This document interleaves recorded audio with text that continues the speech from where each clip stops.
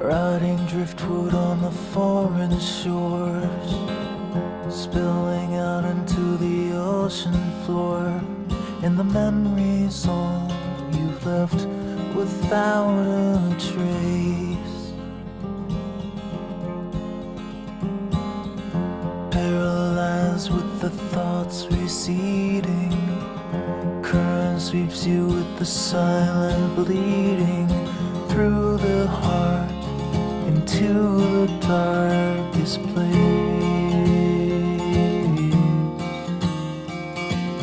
Well, turn around, there's nothing to see here. Run away, no reason to be here. It's the ghost who never goes away.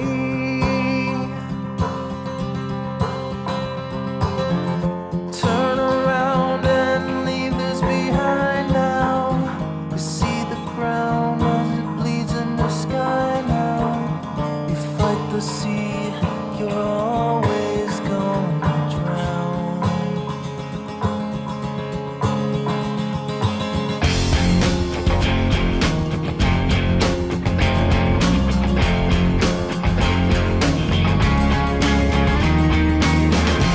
All the secrets that you're holding, all the memories you hide, all the frail thoughts that echo in the corners of your mind, they won't even last a moment, they will soon be swept away when the ocean takes you in its arms and carries you away. You carry all your burdens on the cross around your neck. You take whatever's left that you could salvage from the wreck, and the hard past will follow you like a lost dog on the beach, nipping at your trail till you've drifted out of reach. Yeah, turn around, there's nothing to see here. Run away, no reason to be here. It's the ghost who never goes away.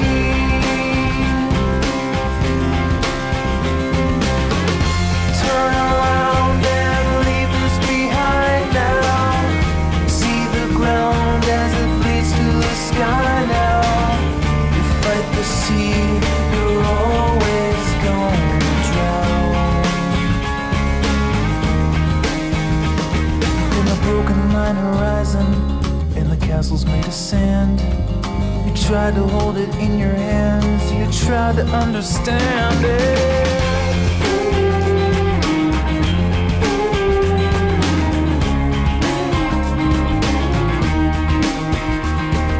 The ocean asks the questions, and it holds the answers too. It dissolves away the lies about the things you thought you knew.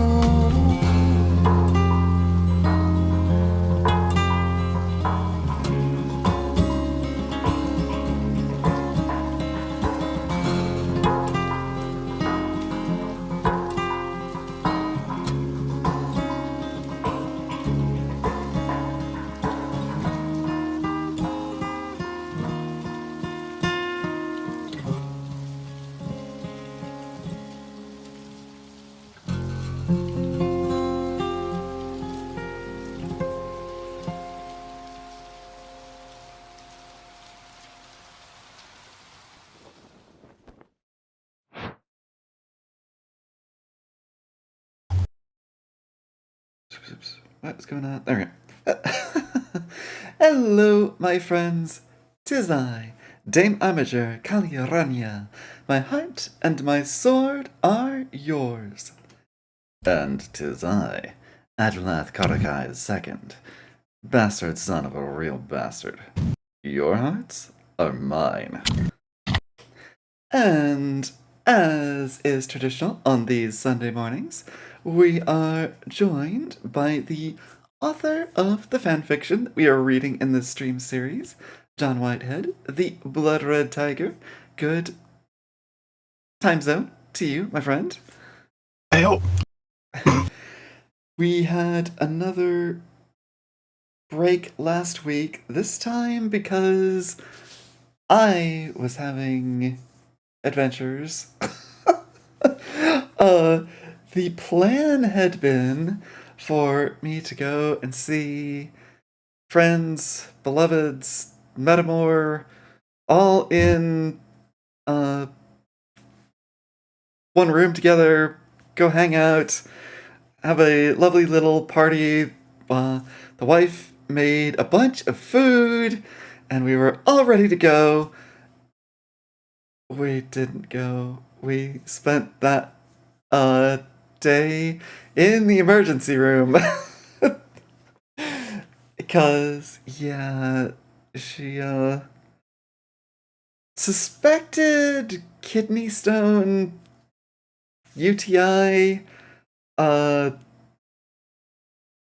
some kind of painful and inconvenient infection. So yeah, she's been on antibiotics all the rest of that week, or all that week since. And yeah, we just completely missed our lovely party. It was sad. I hope your weekend last is better than that, John. I cannot remember last weekend. Oh, well, it must have been a really excellent weekend. I've slept since then. I do not know. Oh, gosh. Yeah. I live in the moment.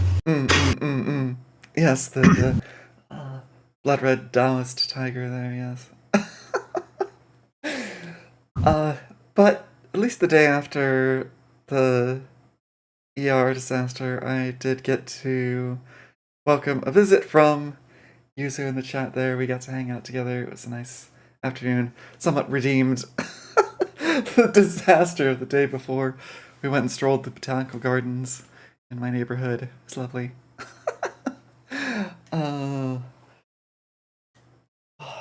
But yeah, we are ready again for... Oh yeah, we did just... Well, no, not quite. I guess it's 77 chapters, right? So Yep. we are approaching the halfway mark of the Sunnydale Imp, a a romp of a OC insert Buffy the Vampire Slayer fanfiction. We just finished reading a story within the story, the bit of superhero origin story by Mickey the Imp, telling of her sexy and magical times in hell. And this has been revealed to the Buffy cast by way of a school workbook scribbled in and handed over to Willow, who is about to share these revelations with the rest of the crew. What other major beats should we recap before we launch into it? There's not been a lot of like monster fighting in the last episode or so. We're sort of the vampires are kind of stewing, doing vampire things in the background. We're like recouping their losses from the last encounter and getting ready to battle us again, I would guess. Yeah, we did introduce a mysterious green-eyed man. Yes, but he was just mentioned. He's not done anything yet. Right, he's shown up, talked to Sheridan the vampire, learned all about the way that Sheridan the vampire got her ass kicked, and is like, oh, fascinating, I've never heard of a demon that could do this kind of stuff before. I better go look into that. I'm gonna be the evil counterpart to Giles. Go check my sources and find out how to fight this thing. Yeah. But that's all. He's just kind of wide-eyed heard the story and is off to foreshadow something will happen later. Yeah. Yeah. An early Mr. Trick. Oh, was Mr. Trick a character from the show? Yeah, Mr. Trick. he was a vampire sort of facilitator. He was the mayor's right hand creature for a bit. Okay. Well, chapter 36 is famous enough. Finally free of study hall, Buffy and Willow rushed to the library and found Giles busy writing in a leather-bound book. Giles! Giles! You need to see this! I mean, you need to read it! Except if you read it, you have to buy it first? Willow breathlessly slapped one of her workbooks onto the counter. Does that make sense? The Englishman's raised eyebrow suggested not in the least, so Buffy stepped forward and took the workbook from Willow's hands. Mickey wrote a story. A story? Yeah, some of her origin story, I guess? A first-hand account of how she escaped hell. Good lord. You've read it? Does it seem accurate? He stood and reached with eager hands, but Buffy kept it out of reach. I think it's at least partly accurate, but there's a catch. She wants money for it. Oh, really? Giles sat back down. How much? Willow sighed and leaned against the counter. She doesn't really get numbers. I think it'd be best if you just read it and see what you think it's worth. She felt it best not to tell him Mickey's original demand, not least because squabillion wasn't a word she could take seriously, and 11 wasn't a number. Giles considered his options. He knew the council would happily pay thousands for authentic reference materials, far more than the meager stipend they allocated for a mere watcher, and if there were any chance he could verify the provenance of the contents, it could be extremely valuable. Additionally, the imp needed enough money to live on, and he didn't want her turning to crime. A teleporting imp with an illusion of normalcy would make a very effective burglar or pickpocket. I shall do as you suggest. He agreed. On which note, I see Miss Nichols isn't with you. We're going to meet up outside the school grounds. She wanted to grab a bottle from home. Buffy rolled her eyes. She's got it into her head there's a tradition or something. Bring a bottle. He smiled at the pair.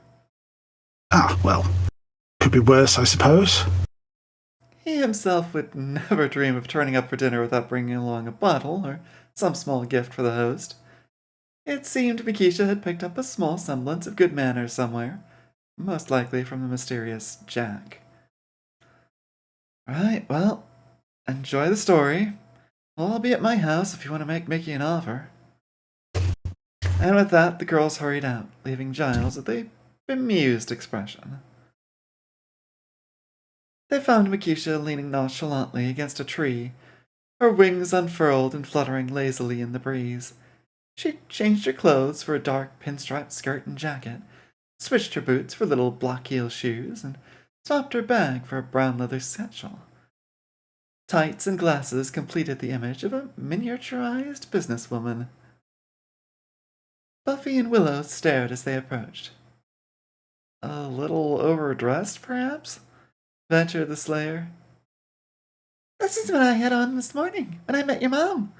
I thought I'd best go with the same look. She pushed away from the tree, adjusting her bag, which was visibly heavy. Got a bottle in there? Asked Buffy. Yeah, fruit juice. Oh, right. Orange? Nope, grape soda. Grape juice is a grown-up drink, right? Close enough. She was probably thinking of wine, in which case soda was a far safer alternative. They set off walking, with both girls taking turns talking to their guest. Willow asked questions about Mickey's story, while Buffy laid down rules to prevent the evening becoming a disaster. Have you ever found something you couldn't drain the magic from? Asked Willow. Oh yeah, lots of things. No talking about magic in front of my mom, okay? Okay, the imp nodded agreeably. What sort of things? Asked Willow. Really powerful stuff, I guess, and really weak stuff. Oh, and things that don't have any magic in them, obviously. Seriously, she doesn't know about the supernatural, and she'll totally freak out, so no talking about devils or queens or succubi. Right, Mickey nodded again. How close do you need to be to detect magic? Do more powerful things make a bigger impression? It depends on how good they are at controlling it. The most powerful person I know is so controlled I have to be, like, super close to detect it. Like a tingle on my skin. No talking about tingles in any context, or snuggling. Mickey rolled her eyes. Fine. Oh, hey, wait here. The imp ran to the edge of the road, hesitated, and then teleported to the other side and ran into a small local store. Buffy pursed her lips. Did she just stop and look both ways before teleporting across the street? Willow nodded, similarly confused. Looked that way to me. Scared kid. Buffy frowned and mentally filed it among the imp's many, many oddities. I mean, I guess it... I mean, yeah, she is protected by the aura of normalcy thing, but it seems circumspect to make sure that there's not traffic there that's going to be looking her way when she flips, maybe? No, it's just before crossing the road. Look both ways. However you're doing it. Okay, so just she just took it as an aphorism, not an actual, like, safety practice. She can't go through solid things. Well, she needs line of sight. That's actually a good question. So, okay, you got a car, right? And the car's got the windows. If she can't can look through only see windows. her destination through the windows of the car to the opposite side, can she blip past the car to that destination? Or no? She can't go through glass. She cannot go through glass. Okay. Nope. Okay. So, yeah, I guess you're right, Rain. I don't know if she would she smack into the car, or would she just not go anywhere? It just doesn't work. Yeah, it just doesn't happen. Although she's been told that if she tries, she will die instantly. Oh gosh. Don't know. A dire warning. Possibly true, possibly not. Okay. Mickey emerged from the store, grinning but empty-handed. She quickly blipped back to their side and resumed walking. How much further is it to your house? She asked. A few more blocks, replied Buffy, eyeing the girl's bag. I thought you spent Giles' money already. I got more, beamed the imp. I salvaged a vampire's jacket yesterday, and there was a wallet in it, with money. Buffy pulled a face. Damn, why don't I do that? That way the vamps would literally pay for the damage they did to her clothes. Of course, robbing an angry vampire was no mean feat, and many of the freshly undead would have empty pockets, but perhaps it was something to look into. Anyway, continued Mickey, I saw these in the store last time, and I thought I should treat myself. You know, to celebrate. Not that I'm a famous story writer. Willow blinked. Famous? I don't think we should be showing your stories to the public. gotta get the drops. Come on now, Buffy. Uh-oh, terrible joke incoming. Alright. Mickey raised a brow. Well, okay, but you guys both read it, and Giles is gonna read it, and we should let Xander read it, and maybe even Cordelia. Right? That was still a pretty small audience. Well, if all my friends have read it, that's famous enough for me. Buffy chuckled. And if one of those friends pays a few $100, that's like selling 100 copies for a few bucks each. Yeah, rich and famous. Mickey clutched her bag tighter. I hope these are as good as I think they are. So, what did you buy? It's a surprise.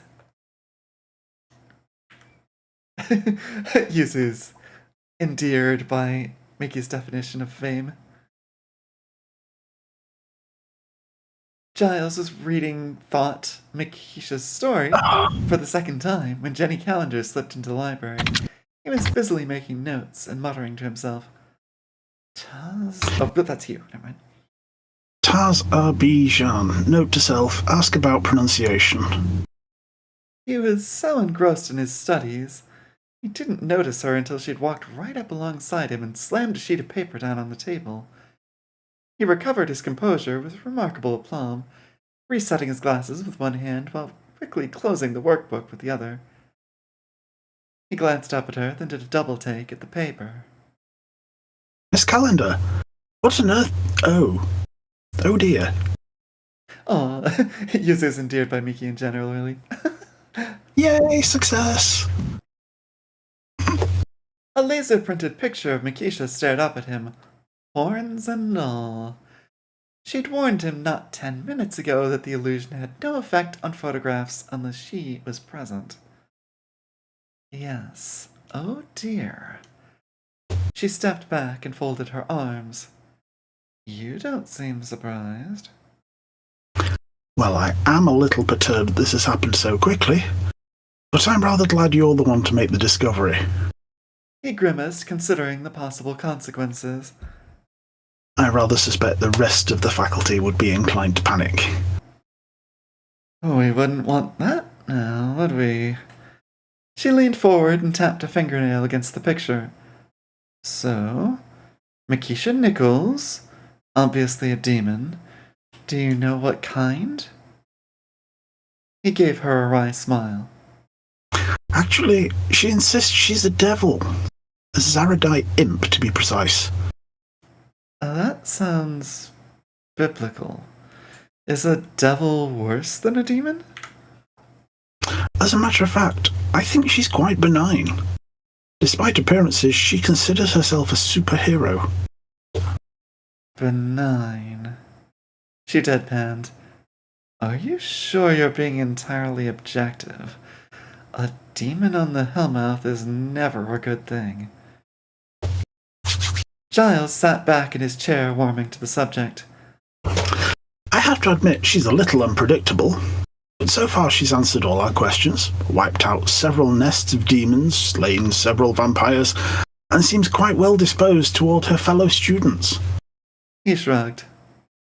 She can even tolerate Principal Snyder, which I can only put down to her upbringing. Jenny raised a brow, and he explained. I dare say she's dealt with worse. Jenny frowned.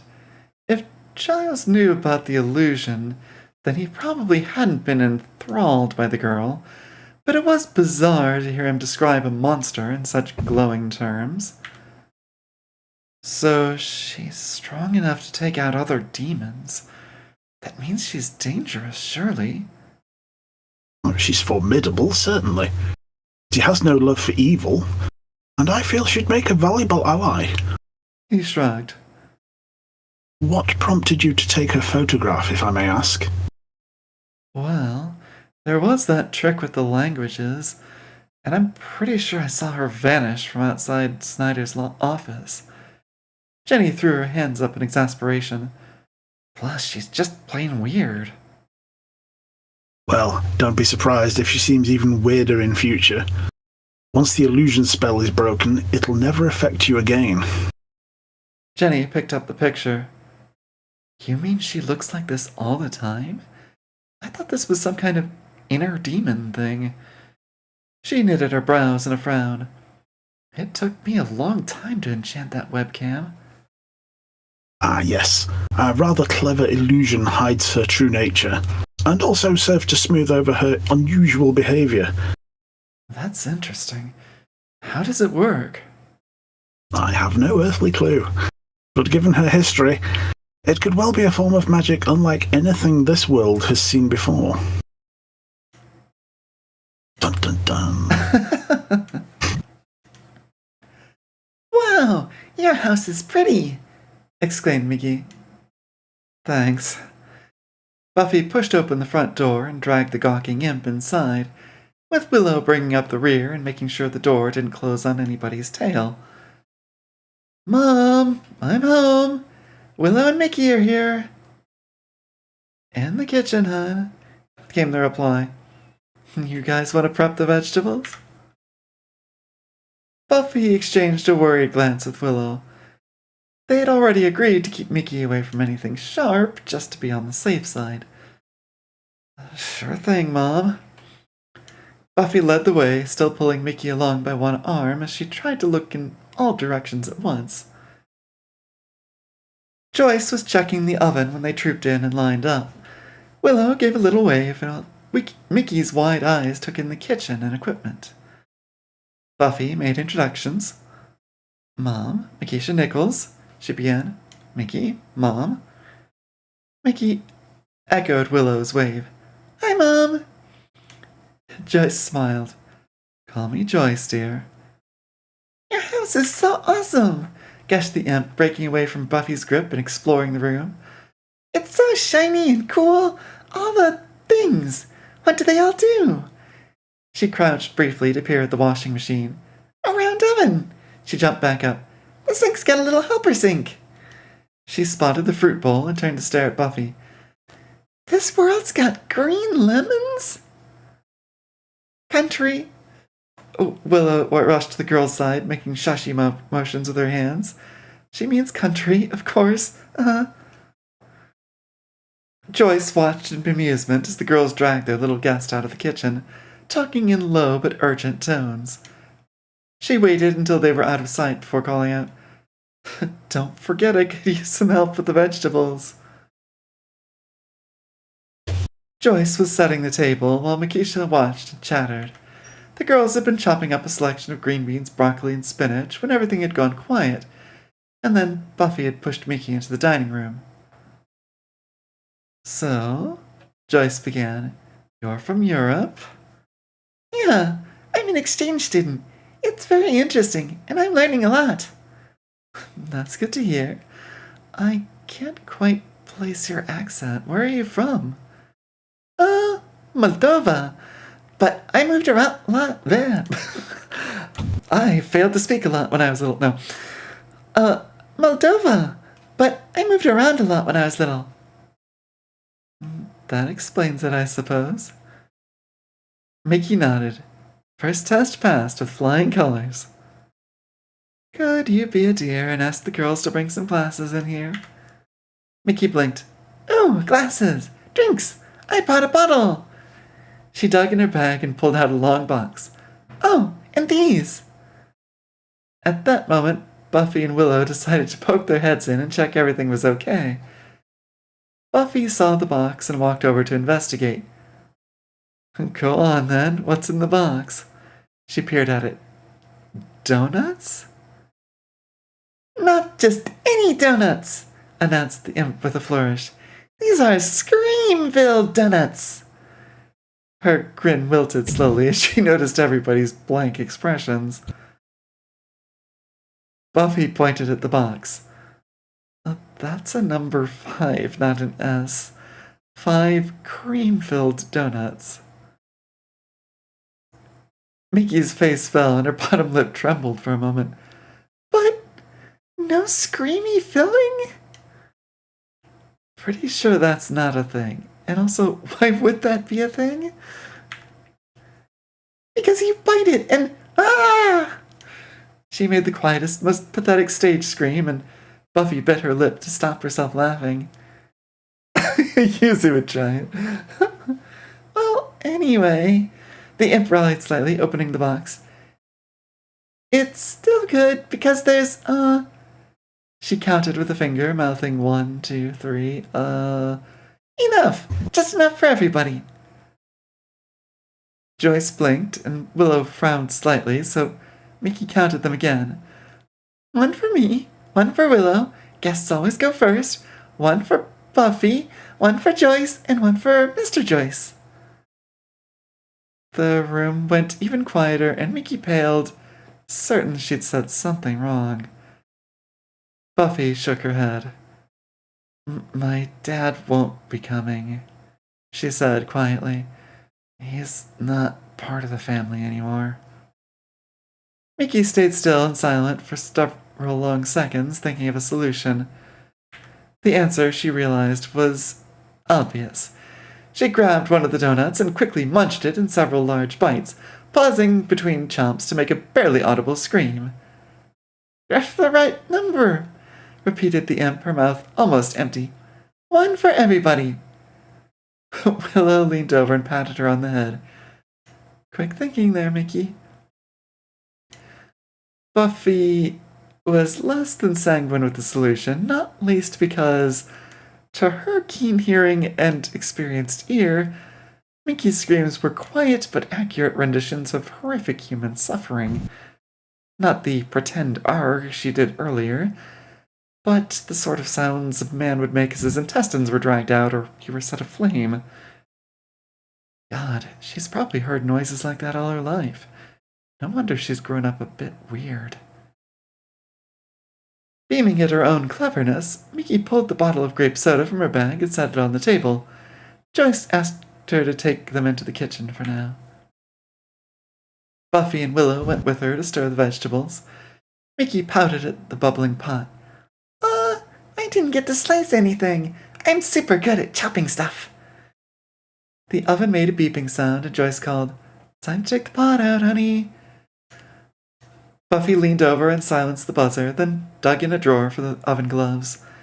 When she turned back to the oven, she found Makisha standing there, the steaming pot held in her hands. Is there somewhere special to put it down? She asked.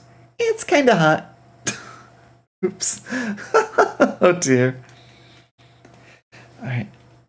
Quick hydration break, and then we'll go to the next chapter.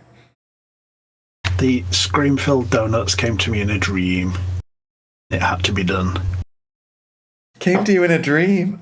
Amazing. Yeah, I failed at obtaining donuts over the week. Yesterday, I went on a couple of errands to shop for an anniversary present and pick up some meds from the pharmacy. And I was like, I'm gonna grab donuts from this new place that we've spotted in the neighborhood, but they were already sold out. It was too late. Quite a lot of this story was dreamed. Okay, yeah. I mean, Mickey's dialogue writes itself. Fair, yeah. We had a bit of a joking discussion in the Discord about how characters that authors write are basically like headmates.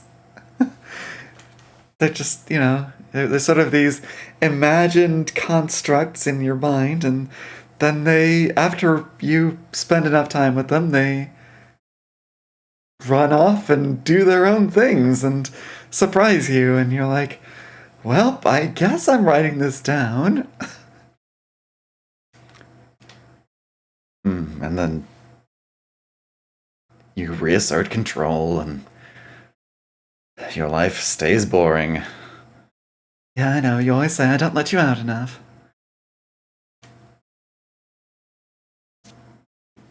But, in fairness, I'm juggling a lot in here these days.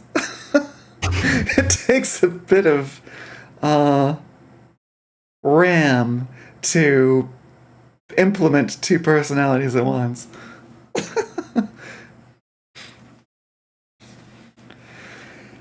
Okay, so, chapter 37, only mostly fireproof. He comes out when he needs to. Yes. Right, I'm the special occasions cat. Yeah, I mean, when I'm... Yeah, it's like... You're a tool of sorts. Oh, right, great. I'm a tool now. Right, just what I need to hear. Yeah. When I need to put on the charm and be suave and all of that flirty business, I turn over the work to you. It could be worse. I've got Mickey in my head, and she's no use for nothing. Well, we have some that are no use to anyone either, but, well, I appreciate at least being brought out for interaction with beautiful people. I mean, I guess I can't really complain about that. Alright. So, casserole time. The casserole had been in the oven all afternoon at 320 degrees. It was the kind of hot that would take a person's skin right off, and Mickey was holding it in both hands. Buffy and Willow stared in horror for a split second before they simultaneously started waving and pointing at the counter. "Put that down," hissed Buffy, waving the oven gloves emphatically. "Over here, on the cutting block," added Willow, pointing. Mickey toddled over and gently set the pot down, stepping away quickly to blow on her fingertips. "Memo to self," she whispered, "only mostly fireproof." She flashed a self-deprecating grin, but turned around as she noticed Buffy's eyes flick toward the door. Joyce walked in, alert and ready to take charge. "Oh, you got it out already. Good work." Phew. One disaster merely held as a comical moment. Next. Joyce watched the girls as they ate, trying to figure the strange body language she was seeing. Buffy was tense, trying to appear nonchalant while watching the foreign girl like a hawk. Willow, similarly, was keeping a close eye on the petite guest, but protectively. Joyce hadn't missed the redhead very deliberately selecting her cutlery as an example for Makisha to follow. Mickey, for her part, seemed cheerfully oblivious, attacking the casserole with considerable gusto. "This is delicious!" she exclaimed. "Even the broccoloids!" She stabbed a floret and grinned at it. "It's like being a giant, jumping on tiny trees!" Buffy raised a brow at that, but bit back an obvious comment. Instead, she scooped up a floret of her own, gave it a scowl, and popped it into her mouth. A quick chew and swallow later, she tilted her head. "Okay, that is oddly satisfying." Willow laughed, and the tension drained out of the room.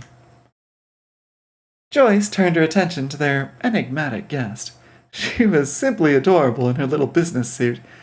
She'd pushed the spectacles up onto her head, and instead of the ponytail she'd worn this morning, her hair was now up in two spectacularly feathered bunches. Clearly the girl wasn't lacking money, as the outfit was perfectly tailored. Her fingernails looked manicured, and her complexion was perfect. So Joyce had to wonder what had Buffy so worried about her home life. It wouldn't do to jump to conclusions, so Joyce resolved to withhold judgment until she knew more. "So, Makisha, tell me more about your school project." The girl looked completely blank for a second, glancing aside at Willow for an instant before recognition set in. "Oh, yeah, my school project. About shopping and stuff." She bit her lip. "Very, statisticable." "Oh, you like math?" "I studied economics in college, but I preferred the social sciences. The statistics always left me cold." Mickey opened her mouth, then closed it again, looking confused and a little lost.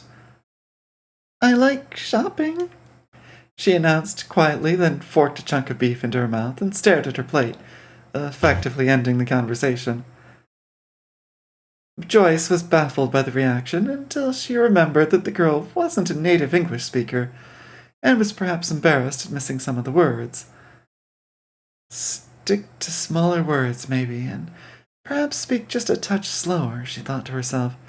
I wonder what language she speaks normally. Is Moldavian a language? After dinner, they all had a donut and a glass of grape soda, and the girls fled upstairs to Buffy's room, leaving Joyce to load the dishwasher. Mickey turned a full circle as she skipped into Buffy's bedroom and sat on the bed with a grin. I like your room, she said. Ooh, wallpaper. That's what I need. Not to mention walls. Buffy doubted paper would stick properly onto the canvas or polyester or whatever tents were made from. Willow sat on the bed beside her. Does your place have a toilet? She inquired, and Mickey nodded. A little one, but the instructions look complicated. I haven't figured it out yet. Buffy dropped into a chair. I was surprised that your vampire repellent idea worked. Angel seemed surprised that a cave could be homey enough to keep him out. Like it's breaking the rules somehow. That's what imps do best, chuckled the imp. Willow leaned back to regard the devil girl carefully. Do you have a soul? Maybe that helps. Mickey nodded. Oh yeah, sure. At least one. That made the Slayer sit up. What do you mean, at least one? Do devils usually have souls where you come from, I mean? Or demons? She waved a hand in a circle. Just what's the deal with souls? Vis-a-vis the whole demons and devils situation. Mickey tilted her head as she deciphered the request. Damned mortals have souls. Devils normally don't. Demons don't have their own souls, but they're made of the same stuff that souls are made from, I think. So they're always trying to lay claim to as many human souls as they can. And what do they get out of it? Power, status, I don't really know. She shrugged. I know that the power of minions enhances the masters. Willow thought about that. So the queen in your story has zillions of sons and daughters gathering souls for her. She's super important in hell. Buffy scowled. That sounded bad. How many are we talking? Mickey shrugged. Lots? More than lots. Loads? It's not like she has to actually have babies or anything. Willow steepled her fingers. So, how do you have a soul? Oh, that was an accident. I got part of Jack's. So Jack only has half a soul? It grew back, protested the imp. My part did too, so now we've got a soul each, but they're linked, so I can always find him. She slumped then, unhappily. Usually. Doesn't work if he's not even in the same reality. What's the range on that? Normally, I mean, when you're in the same reality? Asked Willow, but Buffy still had an unanswered question. Dresden-Files style? Never mind that. You said you had at least one soul. What's that mean? Mickey squirmed. Jack says I shouldn't talk about that. Why? It might freak people out. There was a moment's nervous silence, and then she whirled around on the bed to face Willow, who flinched. I want to braid Willow's hair. Back home, Jenny fired up her personal computer and waited for it to connect for her circle's BBS. It was an old and archaic way to communicate, now that the internet was available, but some of the group were set in their ways, and there were protective anti-scrying measures in place that would be difficult to replicate across an unpredictably distributed system. Souls that are damaged heal if you do things that are good for the soul, like your favorite activity. And eating mac and cheese and fried chicken and various southern greats. Okay. She entered her username and password, let her eyes drift over the crypto-mnemonic welcome message, and hit enter. After several seconds, she was in the discussion area, and by luck there were a couple of reputable practitioners already logged in. Ms. Modern Magic. Hi guys, need to take a photograph of a cosmetic glamour. Any ideas? Oh gosh. Points to anybody who can guess who the BBS people are supposed to be. So Ms. Modern Magic is gotta be Jenny herself. Yeah.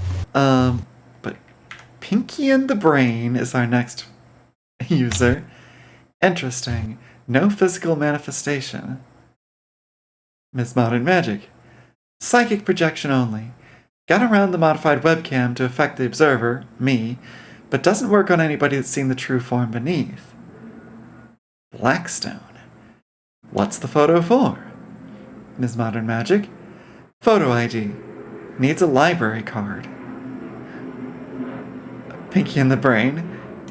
A sidearm or an actual library card? Ms. Modern Magic. An actual library card for a library. Pinky and the Brain. Assuming we only need head and face, could enhance existing glamour to include cameras, tricky, or create an ectoplasmic manifestation to replicate the illusion and photograph that instead. Blackstone. What's it hiding? Human or demon? Pinky and the Brain. How cosmetic? Sexy upgrade or whole new head and face? Almost human or denizen of the outer beyond? Ms. Modern Magic. Almost human. Mostly just skin color and horns and forehead. Blackstone. Can't you just use makeup? Pinky and the Brain. And for everything else, there's Photoshop. Jenny blinked. That was a much simpler solution. She'd mentioned it to Rupert, and he'd doubtless get the girls to give little Mickey a makeover. Don't say I never do you any favors. She just hoped she was right about the girls' motives, or lack thereof.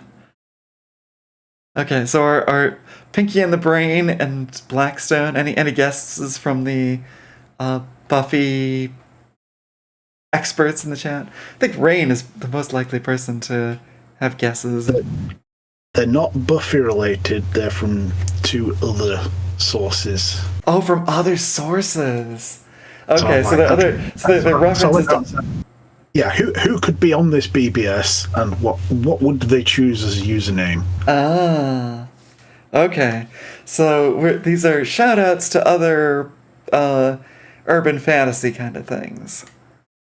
Yeah. Though Pinky and the Brain are actually called Pinky and the Brain. They're from the Laundry Files. Oh, Laundry Files, okay. Secret Services, so when you say library card, that's a euphemism for have you got your library card? Cute. Okay, so that's why that was... they needed that bit of clarification. And Blackstone was supposed to be Harry Dresden. Okay, yeah. So... Cute, alright. So what's the photo? To the point, no punctuation. Yeah, just... What's it? Yeah, okay. British, not Lovecraft, yeah.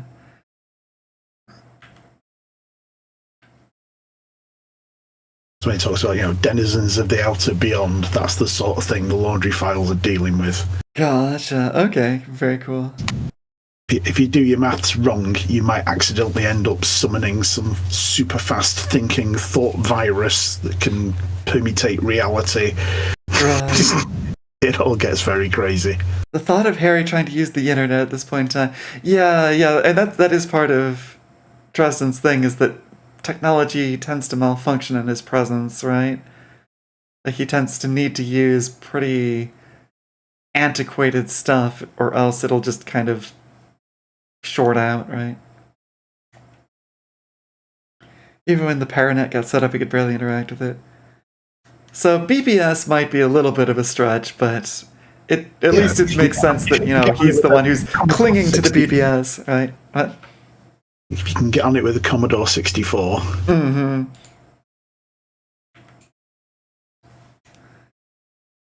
Joyce looked up from her book as Buffy traipsed down the stairs, with Mickey skipping along in her wake and Willow trailing behind. There was that strange tension in the group again, with Buffy looking oddly thoughtful, Willow looking distracted and somehow different, and Mickey looked cheerfully oblivious as before. The little girl gave Joyce a wave as Buffy headed to open the front door. On the other hand, Harry does know about the differences between demons and devils. Is the, like, Dungeons and Dragons split replicated in the Dresden Files universe? I read a few of the Dresden books, but I kind of lost the taste for Jim Butcher after reading the beginning of the second Codex Alera. I was sort of blinking astonished at one of the scenes in Codex Alera. I'm like, did I seriously read what I thought I just read?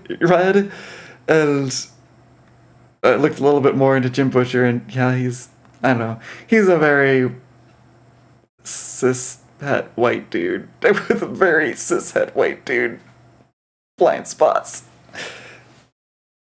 They're actual fallen angels and then random scrimblows from other dimensions. Okay. Yeah, there's...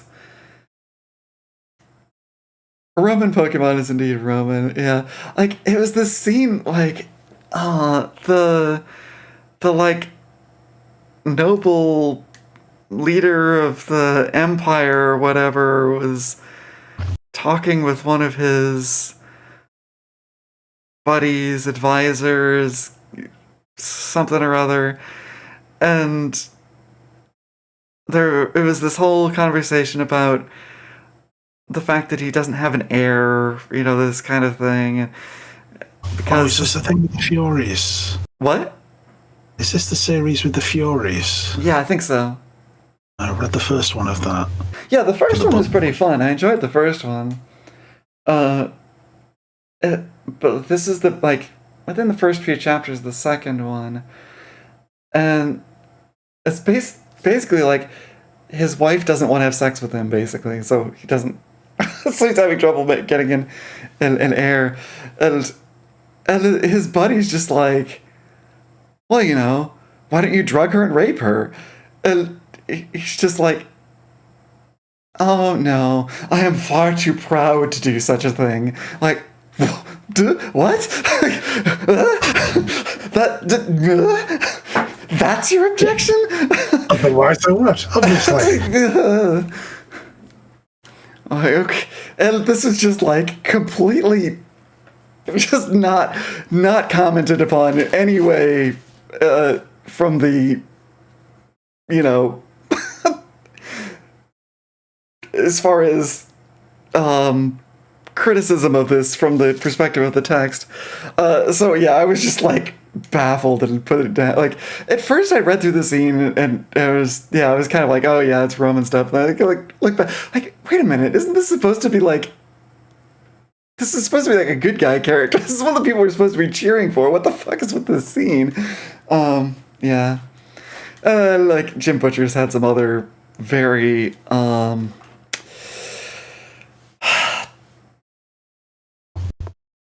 white guy defensiveness about people pointing out the dubious depiction of racial relations in his work.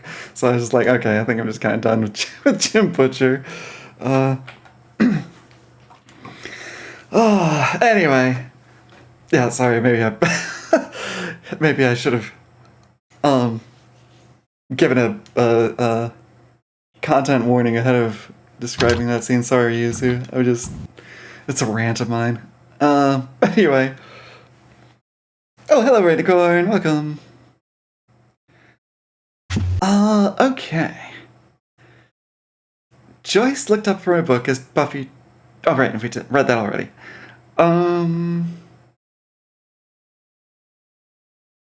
Right, strange tension. Okay. Mickey's leaving now, said Buffy. Joyce stood to say goodbye and was promptly tackled by the youngster, who wrapped her up in a surprisingly warm hug. She gave the girl a light squeeze in return before she let go and stepped away. Thanks for dinner, beamed Mickey. Everything was delicious, and your house is lovely, and I had a great time, and it was nice meeting you. There's that thing you've pointed out to me about her doing sets of 4 in her enthusiastic sentences. Joyce blinked, momentarily confused, but unable to explain why. She glanced down at her hands, then shrugged. You're very welcome, Mikisha. It was nice meeting you as well. And with that, Mickey flounced out through the door and Buffy closed it behind her. She let out a sigh of relief, earning a small frown from her mother. Now that's over with, can you help me rescue Willow's hair? Joyce looked again at the redhead and suppressed a laugh. Her normally straight locks were woven into a tangled mess of untidy braids, knotted with scrunchies of all colors. Probably Buffy's entire collection. Sure, she said, sitting down and patting the couch to her side. Sit down between us, Will, and we'll have you back to normal in no time. As they set to work, Joyce smiled to herself. I'm guessing this was Mickey's idea, she ventured. At Willow's silent nod, she asked, Did Buffy help or just watch? Watched, replied Buffy. We were talking. Well, I hope you found out whatever you needed to know. The two girls exchanged glances. For my part, I think she's quite charming, and provided she's not hiding any deep-seated psychological issues, I have no objection should you want to invite her to stay a couple of nights. Issues? Buffy echoed warily. Oh, you know, she joked, like if she's going to set the house on fire or murder us in our sleep, that sort of thing. I'd appreciate some warning. No, nothing like that, croaked Buffy. At least I don't think so. After Willow's hair was more or less sorted out, she ran through it several times with the brush, then decided it was as good as it was getting. It'll do till morning, she decided. Buffy stood up first and announced she was going to walk Willow home. Joyce raised a brow at that. How come you didn't walk Mickey home? She wanted to run, and I wanted to help Will's hair. Mickey runs? In those shoes? Buffy gave a shrug. She is a crazy little thing. She's certainly little, agreed Joyce. She almost makes you look tall by comparison.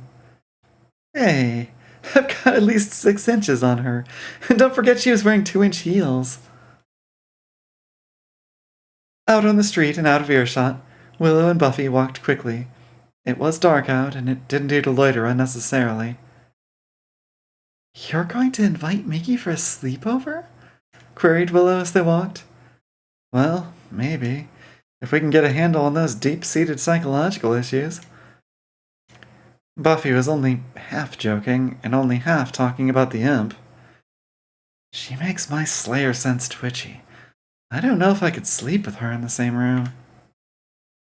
Plus, there's the possibility she might want to snuggle, chuckled Willow. Oh, God. I thought we were busted when Mom hugged her and grabbed hold of those wings. Did you see her face? Willow nodded. I've seen that expression a few times when people deal with her for the first time. Miss Calendar did it in the library, if you remember. Yeah. I just hope it keeps working. As it stands, she can play at being human, and I don't want to think about the alternatives. Mickey was working on an alternative right that very second. If she couldn't be a normal human, she would be a superhero, fighting crime and keeping the world safe from monsters. As soon as she got clear of Buffy's house, she had changed her clothes, swapping back to the nice bluey-green dress and a white jacket. And her boots, of course. The jacket was cool, the dress was nice floaty material, and the boots would come in handy if she needed to stop something. With that in mind, she headed straight for the town center, dressed like prey and looking for trouble. So how bad would it be for Buffy to tell her mom the truth? I think at this point, Joyce doesn't know about the Slayer yet. I think that's the end of season 1. She eventually learns stuff, right? Because Yeah, and Joyce does say, well, have you tried not being the Slayer? right, yeah. Like, if you don't stop being the Slayer right now, you're out of this house, young lady. And she Yeah. stops after she's had to kill Angel and blah de blah de blah. So she leaves.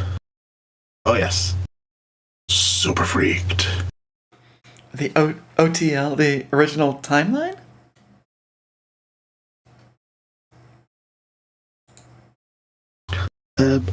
Mickey doesn't really alter the story that much. She's very much just a monster of the week thing. Yeah. So she's in. She's like, she goes. she comes, they have some adventures, she leaves, and we suppose that the crew mostly move on. Like, they learn all this stuff about a species of otherworldly creature that they never meet again, so it doesn't come up. Yeah, you know.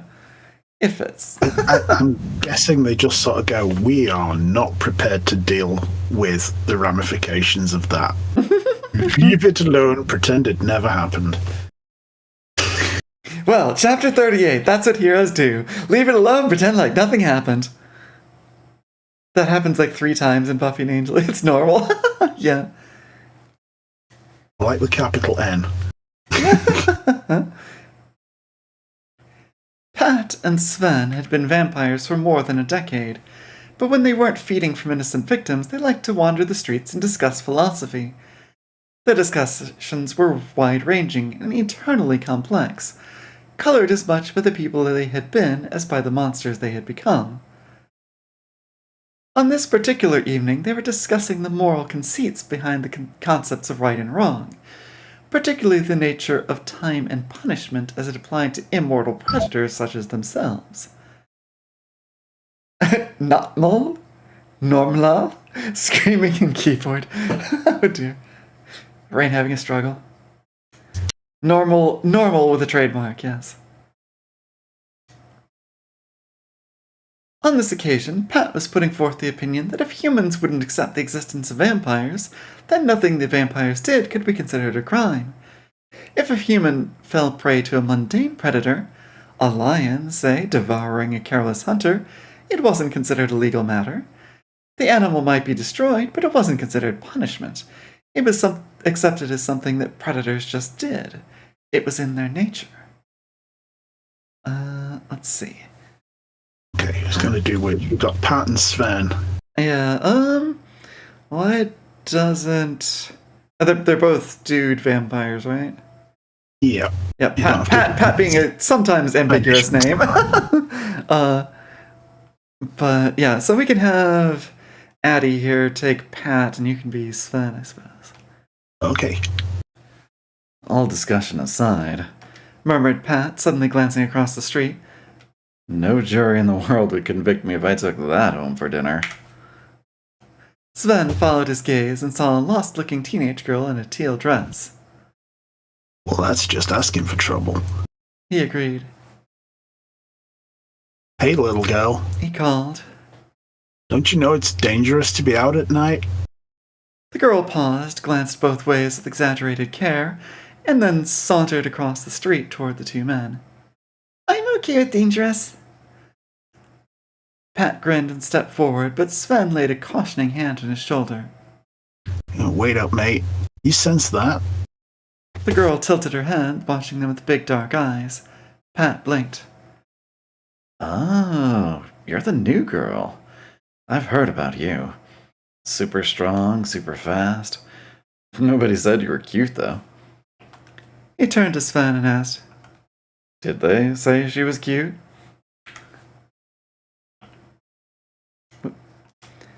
Sven shook his head. Must have slipped the minds. Probably jealous. The girl giggled. You guys are fun. I'm Mickey. Mickey the Imp. I'm Pat, and Mr. Tall, Pale, and Handsome there's Sven. We're vampires. Is that a problem? The girl shrugged. Are you doing anything bad? Nope, not a thing. Just walking and talking. What about? Crime and punishment. Supplied Sven. And whether or not the concept applies to vampires. Mickey knitted her eyebrows. Of course it does. They looked at her incredulously, so she continued. Trust me, I've seen a continent ruled by vampires. They have laws to keep each other in check. Vampire laws? Pat scratched his chin. We never even considered that. He gestured along the sidewalk. Care to walk with us for a bit? I'd like to hear more about this vampire continent. Mickey shrugged. Sure, why not? They set off walking, and Sven decided to change the subject. There's a couple of nasty characters looking to kill you, by the way. Oh? Bald guy? Missing an eye? That's one, yeah. Well, the eye seems to be healing over. I don't know if he's going to see out of anything. I don't know if he's going to see out of it anytime soon. The blonde girl's in a bad way too. Getting wincing like she's in pain. Mickey chuckled darkly. You see? That's your crime and punishment right there. What was the crime? Inquired Pat. Messing with me, replied Mickey sharply. Would you believe they tried to kill me with holy water? Let's see. Does different animal blood taste different to vampires? I guess so. Now, if animal blood tastes bad, does ape blood taste less bad, seeing how humans are?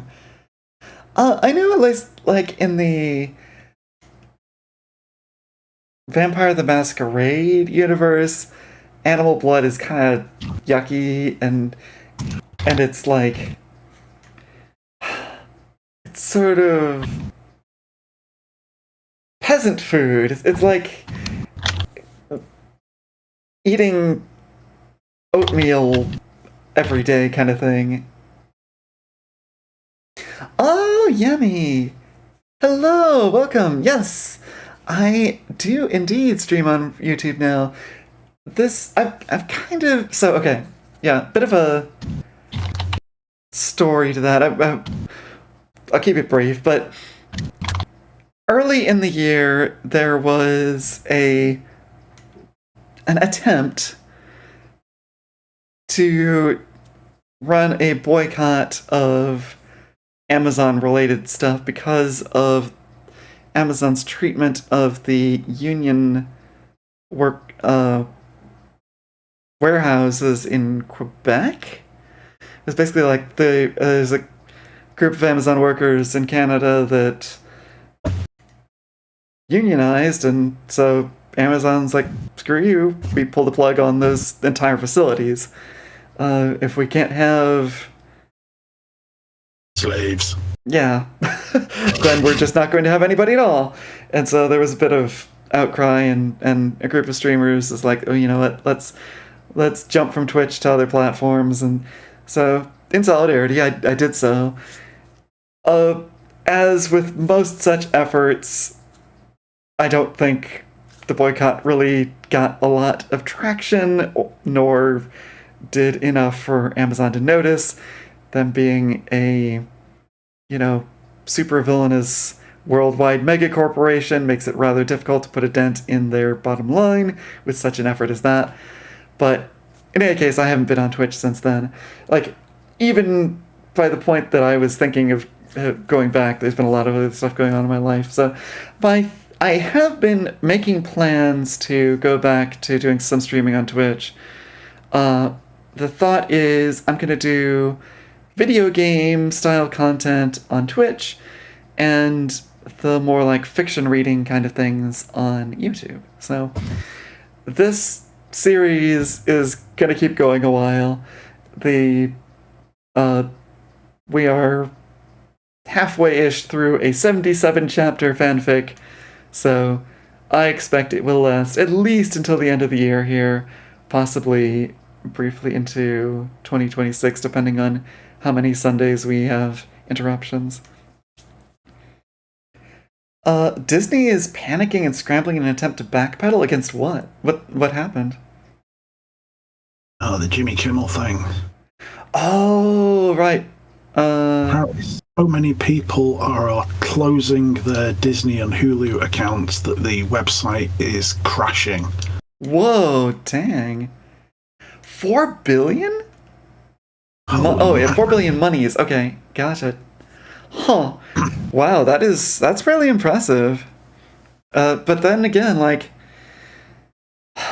this administration, the approval rating just keeps hitting new lows. So even though our fake tanned Hitler has a very devoted base who raise hue and cry when someone, you know, says something bad about another bigot in his cohort. There's enough people who are pissed off about the current state of things that they will actually act out. That's impressive. Yeah. Huh. But yeah, I am shopping for what game to play on Twitch next as my sort of re-debut.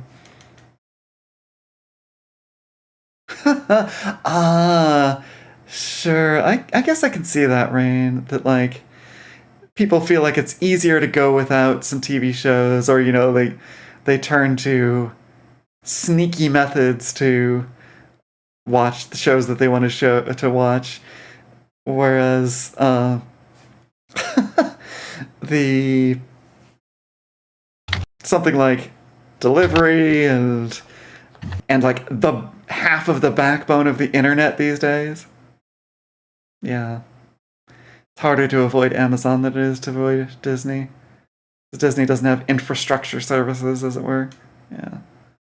Yuzu over there being like, yep, I'm doing what I've got to do in these times. Oh, gosh. Anyway. Both vampires winced. A vampire using holy water as a weapon? Demanded Sven. Mickey shrugged. Stupid idea, really.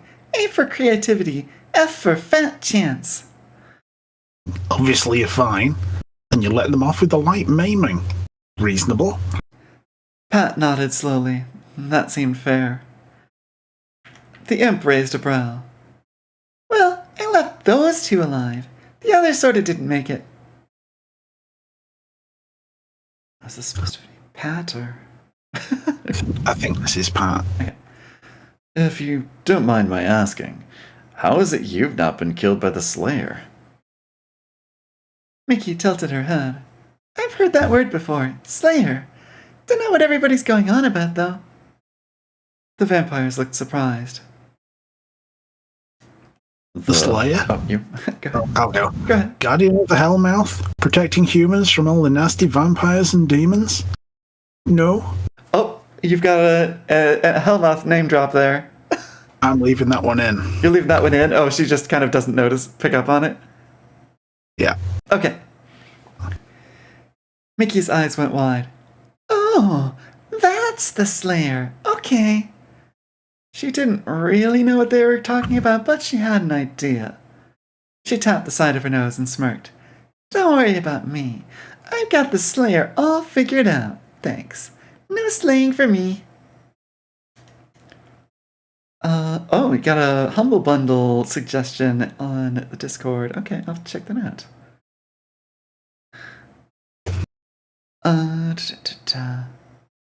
Pat shook his head. Pretty sweet deal. Yeah, if I play my cards right, I could end up stinking rich. Whoa, nice. What are they paying you in? Not kittens, protested the imp. Money. Sven shoved his hands into his pockets. When I first... Sorry. When I first got turned, I figured I could be hired muscle. Took my payment in weed. He shook his head ruefully. Of course, it does nothing for me now. I have to spend a fortune to get any kind of buzz from anything, and it wears off too damn fast. Mickey nodded. It's the opposite for me. I have to avoid sugar and coffee and stuff like that, because drugs and chemicals affect me super fast. I have a fast metabolism. But you eat normal food? asked Pat. Not, say, souls? She shrugged, a tiny smirk on her lips. Well, not unless they're giving them away. They shared a laugh and came to a halt. Anyway, continued Mickey, I'd better be on my way. Nice meeting you guys. Don't do anything bad, okay? Sure thing, love. Take care now. The girl vanished right before their eyes, and the two vampires exchanged looks, and then continued on their way, slightly faster than before. Sweet enough kid, I thought, observed Pat. Yeah, I would totally have bitten her though, if it weren't for the fact she'd tear my face off. There is that. I'm glad we turned those two down when they were asking for help. Indeed.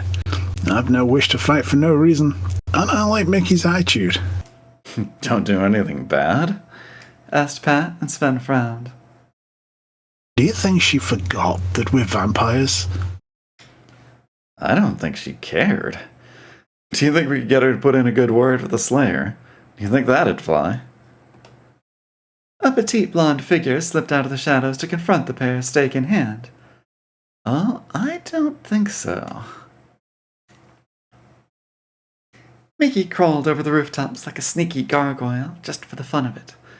With great power came really good grip and upper body strength, and she was having a great time stalking the shadows on the hunt for baddies to smush.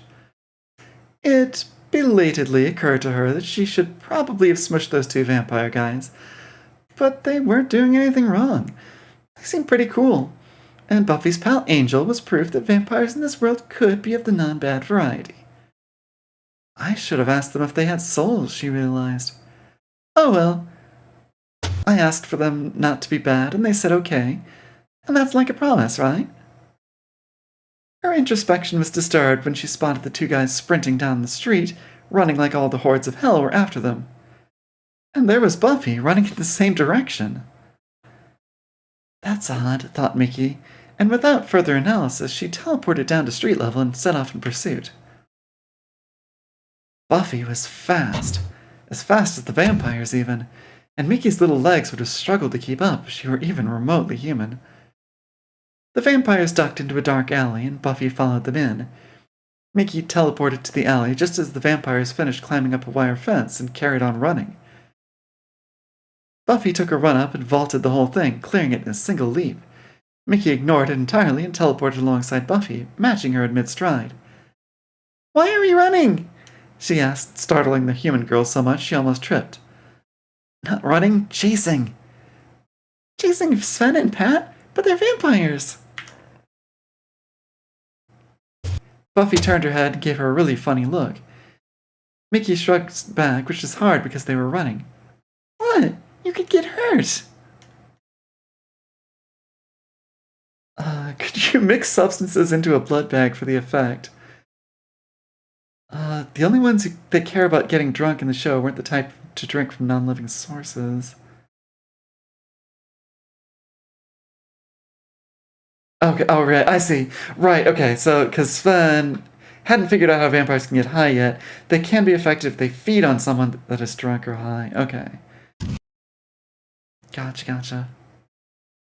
Maybe that's what he meant when he says he has to pay a fortune.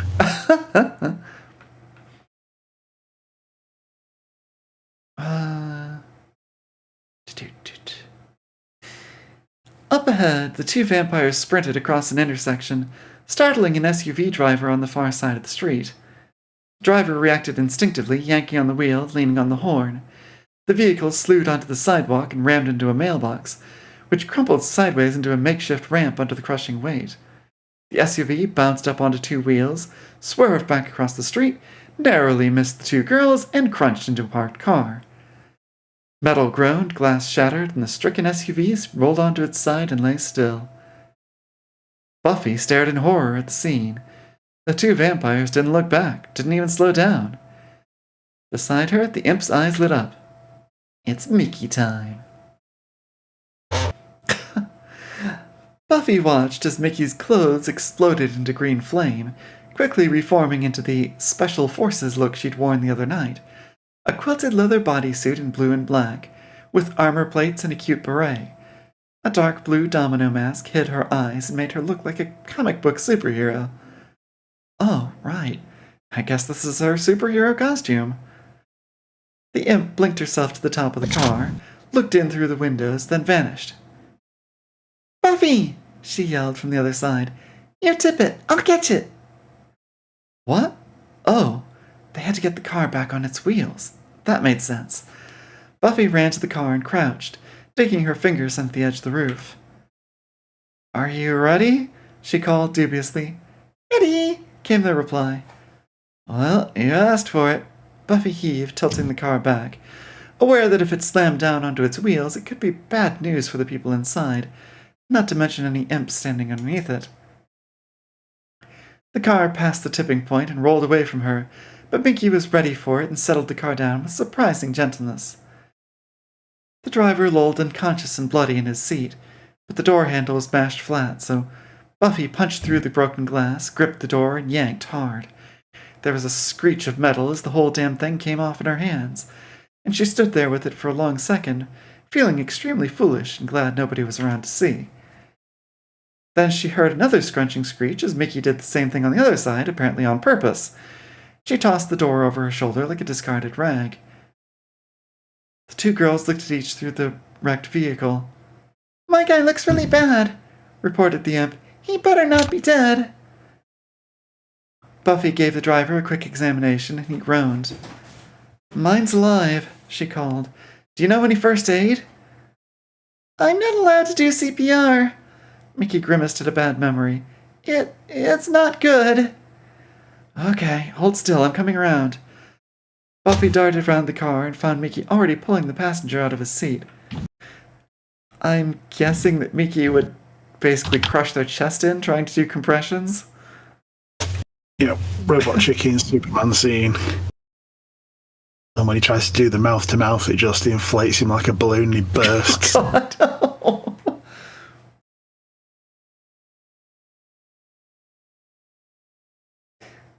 What are you doing? She demanded. You can't just pull someone out of a car wreck. He might have internal injuries. I know. Mickey laid the body down on the ground and crouched beside it, her eyes squeezed closed. It's bad, really bad. The imp took a breath. Give me a minute. I know a thing, I think. Buffy circled around her to check out the casualty and realized the guy was actually a girl. She'd hit her head on something hard enough to make Buffy wince with nausea. Mickey was muttering under her breath, but this close, the Slayer could hear every word. Stupid magic. I can do this. I've seen Verity do it loads of times. That's it. For a moment, the imp appeared to be wreathed in shadow, and then it cleared. Buffy felt something. It was as thought. A weight had been lifted away from her shoulders. What was that? What did you just do? Hold that thought, admonished the imp. Kinda busy. She leaned forward and put both her hands over the wounded woman's chest. Oh, hey, this guy's got boobs. It's not a guy, replied Buffy, forced to state the obvious. What are you doing? She had a suspicion, but it seemed unlikely, even impossible. Healing magic. Sure enough, a warm golden glow flared around her hands, spreading over the woman's body, concentrating on the head and chest. The crushed face pushed outward into a normal shape, the skin knitted together. Her eyes flicked open and she gasped, a wet, sudden breath that startled them both. It worked! Exclaimed Mickey, sagging with relief. Yay!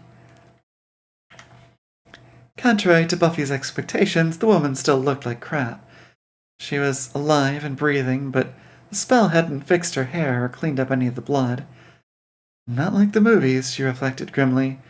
She crouched down and tried to calm the woman. Try to lie still. You've been in an accident. Mickey slowly leaned back and rested on her hands, breathing hard. We need to call an ambulance. A pause. Ed, can you help me up? Buffy held out a hand and Mickey pulled herself upright.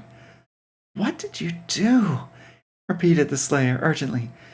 Is she gonna be okay? Are you okay? Evil magic is terrible at healing. whispered the imp. So I had to change it. That's really inefficient, and most of it gets lost. She glanced at the patient. I should get out of here before she gets a good look at me. Huh? Gonna need a few minutes to get my illusion going again. I'm tapped out. You used all your magic? Help the people, insisted Mickey, still all business. Talk later. Healing magic actually is a thing in Buffy, but nobody uses it because they live on a hellmouth that can affect the intended result, increase potential for cancer and other issues, at least according to the TTRPG sourcebooks. Knowledge. Yeah, I mean, certainly if that is the kind of thing, like, even if they would like to use it, it's the kind of thing where, like, it's risky to get the practice you need to learn it, right? Yeah. Well, that, and they probably couldn't have it in the RPG all the time, because otherwise people would be asking, why didn't the Scoobies use it all the time? Yeah. Mickey found a dark alley and hid in the shadows while Buffy ran to find a phone. Hopefully there were some occupied houses or business that was open so she could call for help. Mickey had done everything she could for the injured woman, but she was still going to need proper medical attention. Luckily, she could sense the town's big well of evil magic even from here. She closed her eyes and concentrated on sucking up the ambient badness so she could jumpstart her illusion. It felt like Buffy had been gone for ages, far longer than it should have taken, considering how fast she could run. The local folks were probably a bit leery about opening their doors to strangers late at night. Mickey knew she would be under the circumstances. Her concentration was repeatedly broken by the faint moans and whimpers from the injured people, and Mickey had to fight the urge to go and comfort them. The last thing they'd want to see in their condition was a girl with horns and a tail. It was kind of a bummer, and she tried not to take it personally. On the upside, Jack always said, the same thing worked in her favor if she was fighting baddies. Oh, Buffy TTRPG is based on the Witchcraft TTRPG. That sounds right, yeah. Sounds familiar. She needed to get her illusion going. Those people were starting to get on her nerves, and sooner or later somebody would come walking by. Although the streets were creepily quiet in this town at night, especially considering most of the people didn't seem to know about the vampire problem. What were they all hiding from? She managed to get the illusion working just seconds before she heard running footsteps. She couldn't see the spell in action, of course, but she could feel the subtle drain on her power that told her it was up and running. She would need to get closer to the school for a proper top-up, and soon. That stunt with the healing spell had been incredibly risky, and she'd nearly lost her grip on all her borrowed power. As it was, she'd had just enough to pull it off. Mickey didn't know whether Jack would have been proud of her for trying, or mad at her for taking such a risk. Probably both, she decided. She looked out of her alleyway and watched as Buffy ran to the car and began reassuring the driver. Your wife is going to be fine, she said. Emergency services are on the way. Just sit tight and try to stay calm. People aren't actively aware of the vampire issue, but they know that people that go out at night have a high chance of not living long enough to see the next day. Yeah, awful lot of missing persons in Sunnydale. Buffy narrowed her eyes, turning from the car and feeling around for the now familiar sensation of pint-sized evil. She was about to give up when, to her surprise, she spotted the girl lurking in the shadows. No Slayer vibes. No instinct to hunt and slay. Suspicious, Buffy beckoned her over, and tried not to flinch when Mickey materialized to the spot instead of walking. Is everything okay? Demanded the imp. Did you find a phone? Yeah. Help is on the way. Okay, good. What's with the teleporting? I thought you were tapped out. Mickey gave a vague shrug. That's a superpower. It doesn't use magic. Say what now? Mickey produced her ID card and recited, haltingly, from memory, Warper 2, Manifester 2B, Exemplar 3. She turned the card the right way up and frowned at it. Wizard 0. Right. Well, you did good back there. She shrugged. That's what heroes do. No, I mean, you did, well, a good job of being good. Oh, thanks. Mickey pulled a face. I nearly messed it up. You can't do healing magic with evil magic, and most of what I had got away when I tried to change it. And then, well, I'm actually not very good at healing. She grimaced a bit. I fixed what I could. Buffy took a moment to process that. You can turn evil magic into good magic, and then use it to heal people. No, well, sort of. I can, what's the word? Digest, like eating. I make it part of me, and then it's not evil anymore. Doing it quickly is messy, though. She grinned. Also like eating, I guess. So the digested magic turns into good? Or like neutral? Oh, you can't turn evil magic into good, she pointed out. You can go the other way if you want, but there's not much point. Besides, if you wanted evil, there's a nice big source of it just down the street. The imp took a breath. I'm already recharging a little. It just sort of happens. I'm special that way. Don't remind me, thought Buffy. What if you don't want evil magic? What if you actually wanted good magic? What's the best source for that? Oh, that's easy. Love. Huh, you don't say. It sounded like the imp was speaking from experience, and Buffy found herself a teensy bit jealous.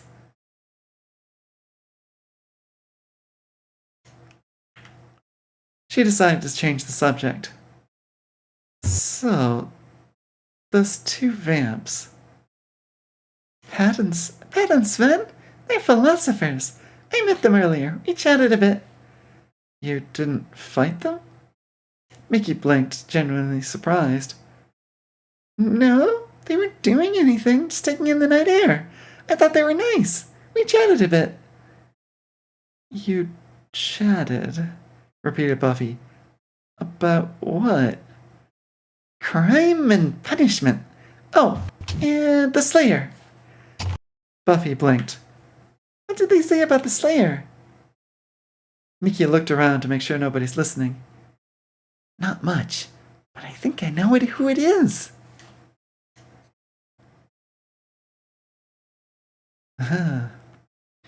Why can you turn good evil but not evil good? Is there a reason for it? Good lacks the corruptive quality of evil. Good can create, evil can change. At least according to the philosophy of this particular universe. I think it is possible for good to be contagious insofar as good and evil are things at all. But it is certainly more of an uphill battle sometimes. Like trying to turn mold back into bread. Get turn mold. Ooh, yeah.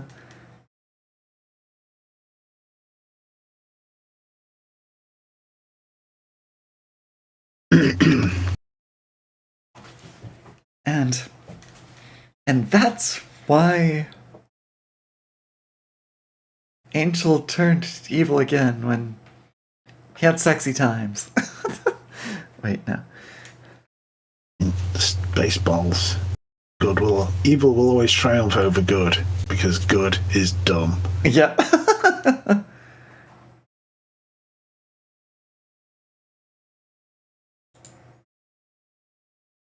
Okay. I think I've got in me for at least one more chapter. We can. This is Now we only are- a shot. Okay. Yeah, and we are definitely past the halfway point. Hurrah! Chapter 39 is called A Little Out of Breath. Buffy insisted on walking Mickey back to the imp cave. Since you're out of magic, we should stick together, said the Slayer as they walked. Now that her Slayer sense had stopped urging her to kill the Devil Girl, Buffy figured now was a good time to actually get to know her. Within limits, of course. What about you? Returned the imp. How are you going to get home? I'm going to meet up with Angel, she said. I'll be fine. Oh, right. Mickey thought for a bit. You should ask him if he knows Pat and Sven. I bet they're okay guys when they're not being evil. Buffy raised an eyebrow. And? Mickey shrugged. Angel looks like he needs some friends. Huh, fair point. Observant, empathy. Notice that Angel always seems lonely and cares enough to remember everything you wouldn't expect from an evil little monster. I'm probably pretty safe, though, announced the imp, jumping back to the previous subject. I did beat the Squirty Gun Squad, and they were mostly vampires. I had no magic strength then either. This is your superpower strength, then? Yeah. I don't need magic to be awesome. Plus, if something tries to grab me, I can just teleport away. That's a damn handy power to have, agreed Buffy. I can't decide if I'd prefer that or the magical clothing trick. Mickey chuckled. Well, holy water makes the clothes burst into flames, which in this town could be a deal breaker. Probably still work it, but they shared a chuckle. Say, don't take this the wrong way, but I'm curious. About what? Asked the imp warily. You up for some sparring? Nothing serious, just a bit when we find somewhere quiet. You get to see what I can do, and I get to see what you can do without magic. No teleporting? Buffy shook her head. Maybe later. I know you can fight. I'd feel happier if I could see it for myself. Then I'd know you were safe out here in case something bad happens. Again, I mean. And this isn't just so you can work out how to kill me if I go bad? Buffy shrugs. I'd also be showing you how to kill me if that were the case. If we're going to be on the same side, though, we should get a feel for working and fighting together. Yeah. Mickey beamed at the idea. The field near my cave is quiet. We can play a bit on there, near the trees. The journey was short, and the enthusiastic imp half-walked, half-skipped most of the way, so they arrived pretty quickly. The school field was indeed quiet, since it was the dead of night and the only light came from the stars. Can you see okay? Asked Buffy. Yeah, I'm fine, replied the imp. Okay then. Buffy settled into an easy combat stance. Let's go. Mickey grinned, waved her arms in a complex circular motion before snapping into some bizarre martial arts pose. Buffy frowned. What's that supposed to... Ah! Mickey ran at her and let loose a rapid flurry of fast, probing punches and kicks.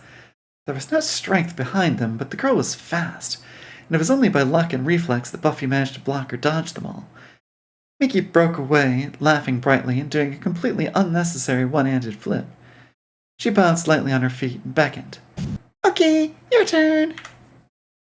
Buffy bared her teeth and returned the favor, testing the imp's defenses with some of her trickiest moves, ending the salvo with a spinning elbow that passed pointlessly over the girl's head. Mickey giggled. I get that a lot. I don't often have to fight people my own size. Buffy stepped back, smiling at her own mistake. No siblings? Oh, geez, yeah, loads in my litter, but I was taken away when I was pretty young. She tilted her head. Succubi don't count, because most of them are useless at fighting. Buffy nodded, none the wiser. Again? Yeah. They both engaged this time, both attacking, both defending. Buffy's fighting style, though built on rigorous training, was largely instinctive, making the most of her strength and speed. Mickey, in contrast, employed a dizzying array of aggressive and defensive postures, twisting and rolling past the Slayer's guard to lunge at any exposed vulnerability. It felt like fighting a girl made of snakes. It was totally unlike training with Giles, where she had to rein in her strength, and totally unlike fighting vampires, where any mistake could mean her death. For the first time, she could cut loose and just enjoy herself. Mickey overextended and Buffy lashed out a kick, but it was a feint. The imp caught her ankle, and Buffy instinctively twisted into a spin that would have broken a normal girl's arm. Mickey instead pulled on the leg and rolled beneath the kick. Buffy had to land and roll, springing up into a defensive crouch as Mickey leapt on her, bowling her onto the grass. Ground and pound! Buffy swatted aside a flurry of punches from the imp straddling her chest. She quickly spotted a break in the pattern and lashed out a punch of her own. Mickey blocked it, but missed the Slayer's other hand, which grabbed onto Mickey's dress and pulled, flinging her aside. Now it was Buffy's turn to be on top. Blink, blink. She slippantly pinned the smaller girl's wrist to the ground. Mickey struggled a bit, tried bucking free of her opponent, but Buffy just used the opportunity to hook her feet onto the girl's hips, gripping more tightly. I think I win, snarled the Slayer, playfully. Before Mickey could reply or retaliate, Xander emerged from the bushes, applauding quietly.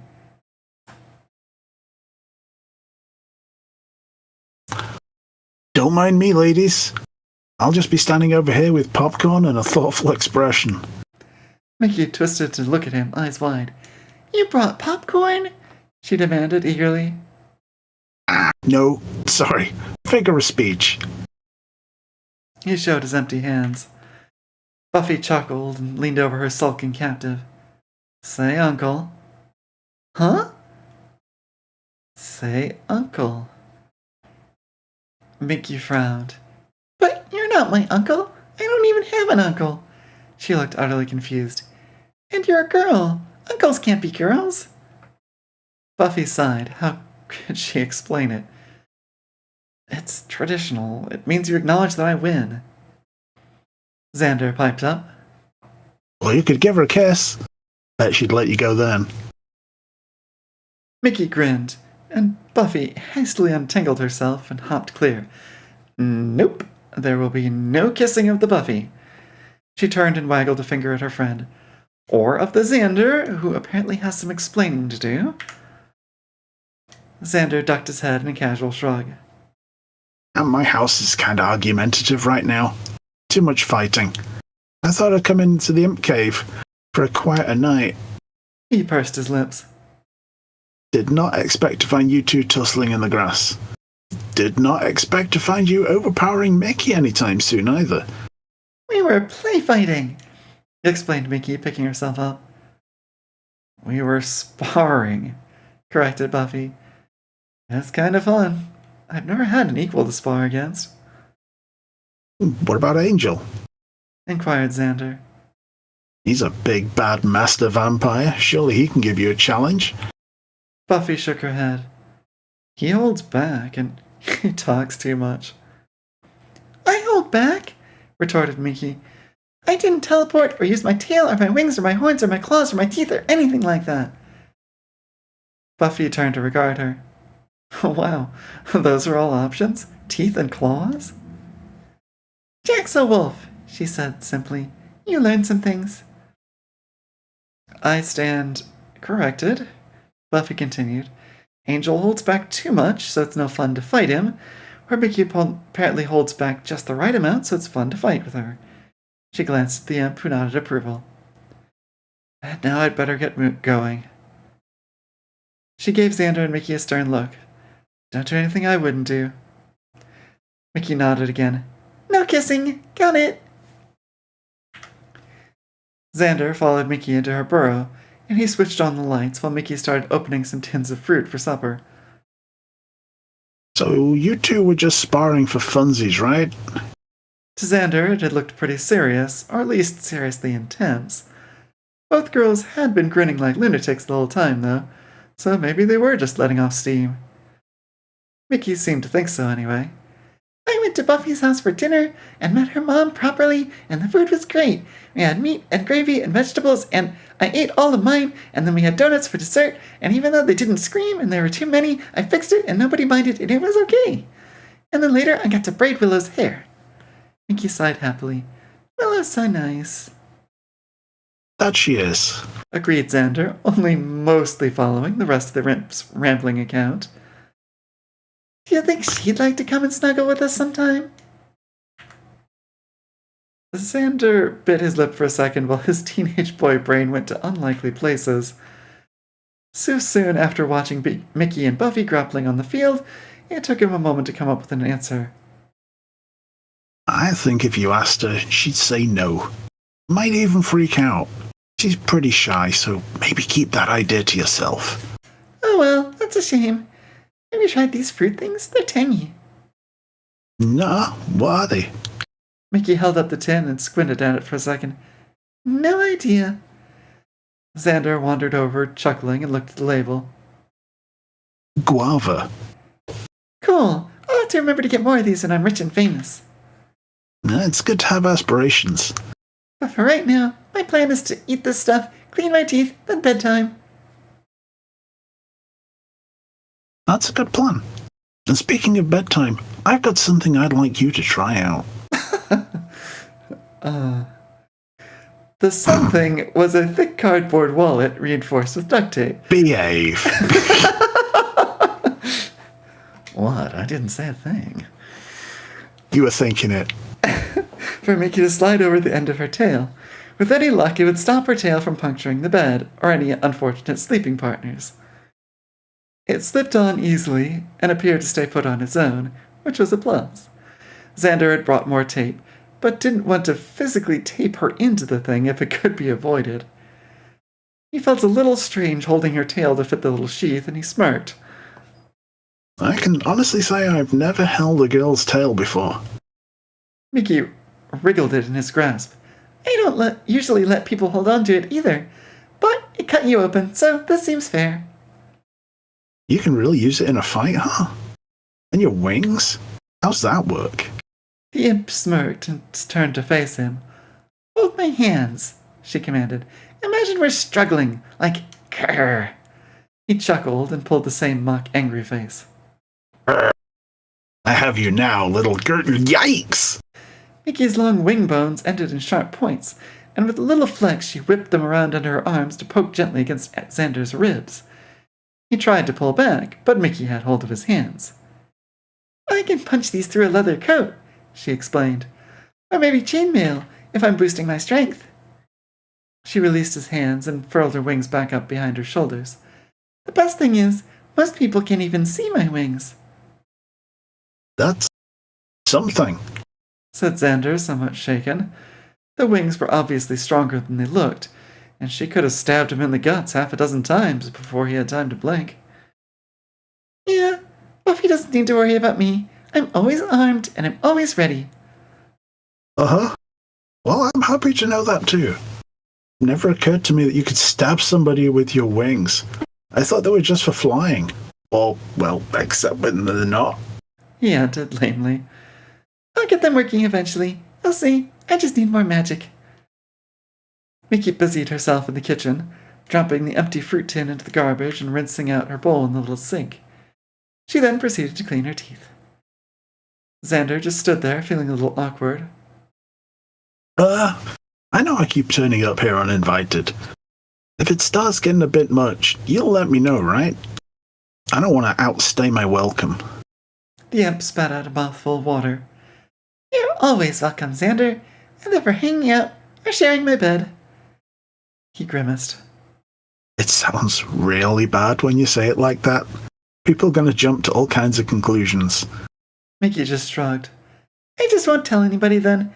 It's nobody else's business who I sleep with. That phrase was no better, but Xander decided to quit while he was ahead. So, shall I switch off the lights? He offered. No, I'll do it. Don't want you stumbling around in the dark. Yeah, good point. I'll go to bed then. He turned and headed for the imp's bedchamber. Oh, wait. No, I see. Yeah. Who's the Yeah, I think that's supposed to be Mickey's Mickey. Yeah. He hesitated as... Wait. Yep. Yeah, he hesitated as Mickey began to speak. Yeah. Yes? If you took off your shirt, I wouldn't mind. She looked at him, her expression unreadable. Would that be okay?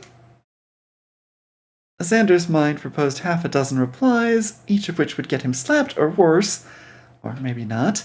She'd already slept naked next to him once, so maybe he could push his luck a little? Looking for some skin-to-skin contact? I want to try out something I saw in a catalog. Oh dear, he thought then, and then, oh my god. as Mickey transformed her outfit into a full outfit of sheer black lace and nylon, a flowery push-up bra, lacy corset, sheer briefs, thigh-highs, and a suspender belt. Xander swallowed loudly. Just what catalogs have you been looking in? He croaked. Cordelia showed me some stuff. The imp did a twirl. This seems like a lot of clothes for just sleeping in. Yeah, you look a trifle overdressed. It's not especially relaxing.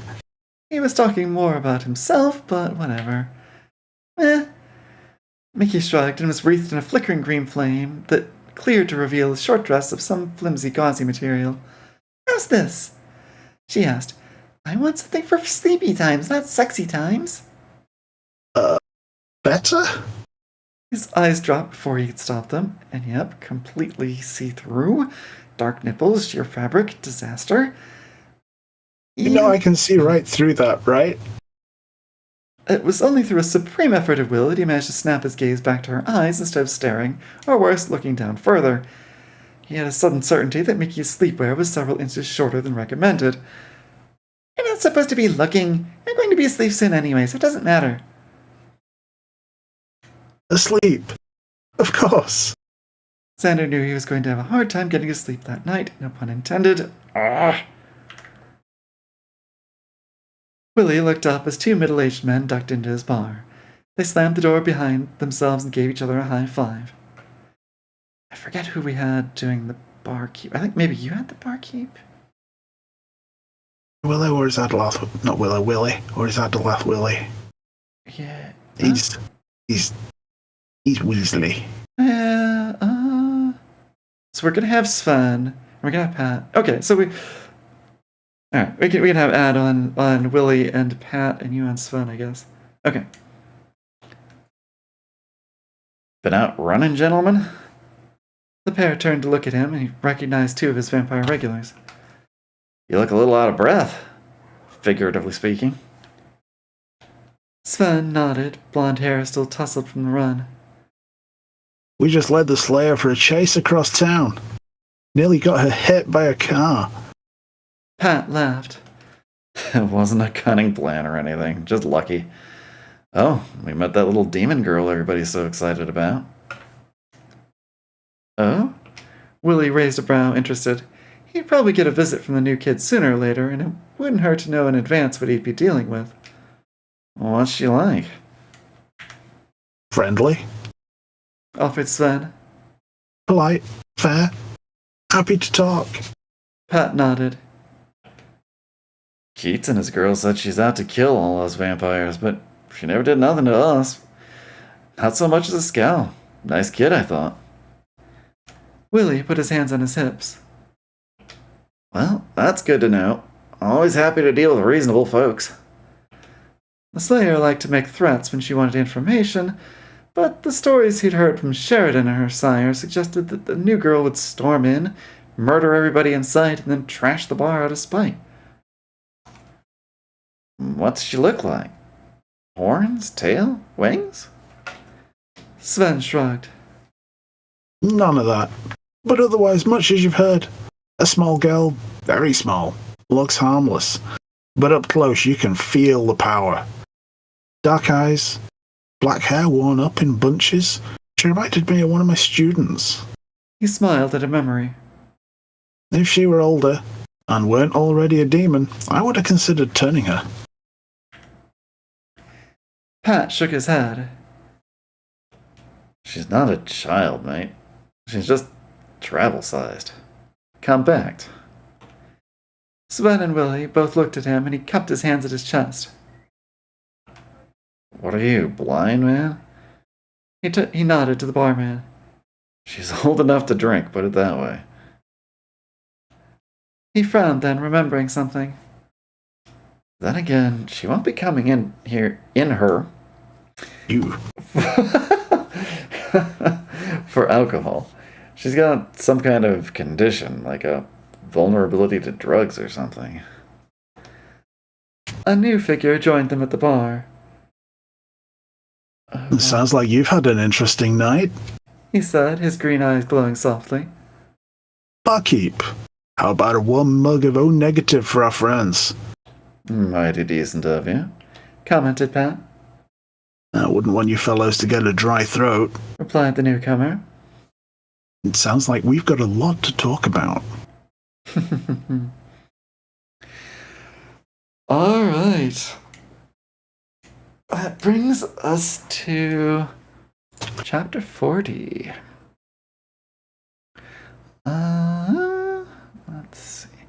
This is another. That was quite a funny noise considering what the chapter starts with. Eh? Oh, I see. I might be able to do another short one. How are you doing on time? I am completely unsupervised. Oh, that's right. That's right. I have no boundaries today. And a can of Really? energy drink. No boundaries, you say? Not like that, you dumbass. Not today.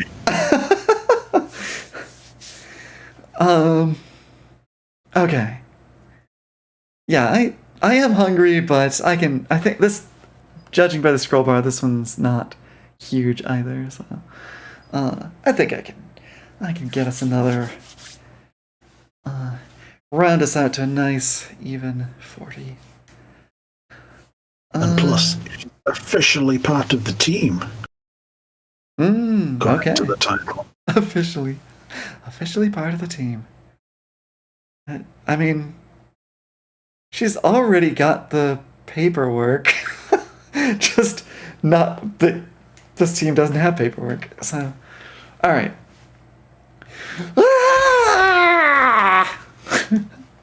A blood-curdling shriek echoed around the imp cave, waking Xander from a very confused dream. He grabbed at the bed covers, but Miki wasn't there. He blinked in the faint light coming through from the other room and scrambled frantically out of the bedding. Miki was in trouble. He had to pause and loosen his belt. He'd cinched his belt up extra tight the night before, anticipating one of Miki's weird moods. He'd hoped to discourage and wandering little hands from doing something he'd regret. Finally able to move freely, he leapt out of the bedroom and headed for the dim illumination. Miki was in the kitchen, sitting by herself and holding a small plastic food storage container. Xander scanned the surroundings, but there was no sign of any danger. The imp was, thankfully, wearing a large t-shirt of the non-translucent variety. Mickey? He blurted, What are you doing? "Screaming! It's not working! Listen!" She lifted the container up to her ear and opened the lid. Unsurprisingly, nothing happened. Xander blinked. "Nothing," pouted the imp. "Not even a peep. Sound is just air, and these boxes are airtight, so why won't they catch the sound?" Okay. Xander scratched his head. His nerves were still jaggy with adrenaline, and he had no idea what she was talking about. Why are you trying to catch screams in a box? "So I can make donuts." Xander rolled his eyes. I'm going back to bed. No more screaming, okay? Please? A quarter hour before classes, Buffy sauntered into the library and found Giles doing his usual, undecipherable Giles things. She rarely paid much attention to the non-watchery parts of his day, dusting books, sorting index cards, stamping things, and, of course, the endless polishing of spectacles. He set down a stack of textbooks as she entered. Ah, Buffy. Good morning. I believe the evening meal was a comparative success? "Spoken to Will already?" she guessed. Actually, no. Xander stuck his head in earlier. He spent the night in Mickey's den, so he's coming early to use the showers while Mikisha goes for a swim. Buffy smirked. I hope he's not expecting her to join him in there for a wash. Giles quirked a brow. I don't imagine she'll bother. She seems to dry and clean herself magically when she changes outfits. "Definitely the best superpower," muttered the Slayer. "Anyway, yeah, I think it's time for you to give Miki the Slayer speech. She has heard a few things, put two and two together, got herself a theory." She studied her nails innocuously. And I know you like doing the whole watcher bit. Ah, of course. I suppose it was inevitable that she'd figure it out sooner or later. Inevitable? I wouldn't go that far, Buffy grinned. She thinks you're the Slayer. The Englishman sputtered and yanked his glasses off in uncharacteristic haste.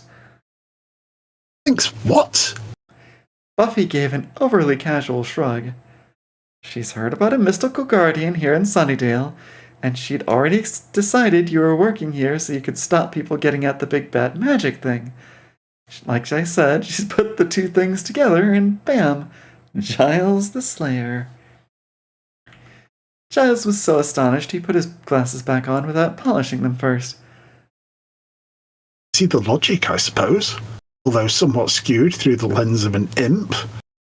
I expect she's accustomed to powerful guardians watching over treasure, so it wouldn't occur to her that my physical proximity to the Hellmouth is just a regrettable coincidence. What, you mean there's not a secret staircase in the library down straight to the Hellmouth? Also explains why she's so polite to you. Actually, I suspect that's her infernal origins at work. Zaradite imps don't usually live long, but the few that do are both magically gifted and extremely ruthless. They may be bloodthirsty little savages, but they soon learn to respect their elders. Congratulations to Giles for the promotion. Buffy thought about that. Yeah, I can see that now you mention it. She was really respectful to Mom last night. She brought a bottle and stopped off to buy some donuts. She smiled. She thought they would scream when we bit into them. I beg your pardon? She misread the label, thought they were scream-filled donuts. She was so disappointed. They were just ordinary donuts? They were cream-filled, but otherwise non-sinister. Giles raised a brow. I must say, you're looking much more chipper this morning compared to the last few days. Am I to assume there's been a change in circumstances? Buffy nodded. Oh, yeah, there's that. Mucky? No, not Mucky! Oh, that's a bad one. Mucky. Oh, poor Mucky girl. the ump. Mucky the ump. No. Oh, no. Okay. Recovering. Wow, Mucky dimped out all a bad mojo. Oh, no. Okay. Right. Oh, yeah, there's that. Mickey dumped out all her bad mojo so she could do a healing spell. Giles blinked, unsure which part of that sentence was the most dramatic. She abandoned her store of magic? Healing spell? She can cast spells? Who did she heal? Traffic accident, injured passenger. Turn out Mickey can do healing magic, but she needs a store of good or neutral magic to do it. She traded in all her Hellmouth power for a little bit of non-evil magic, and then she used all of that to heal up a casualty. Buffy tilted her head.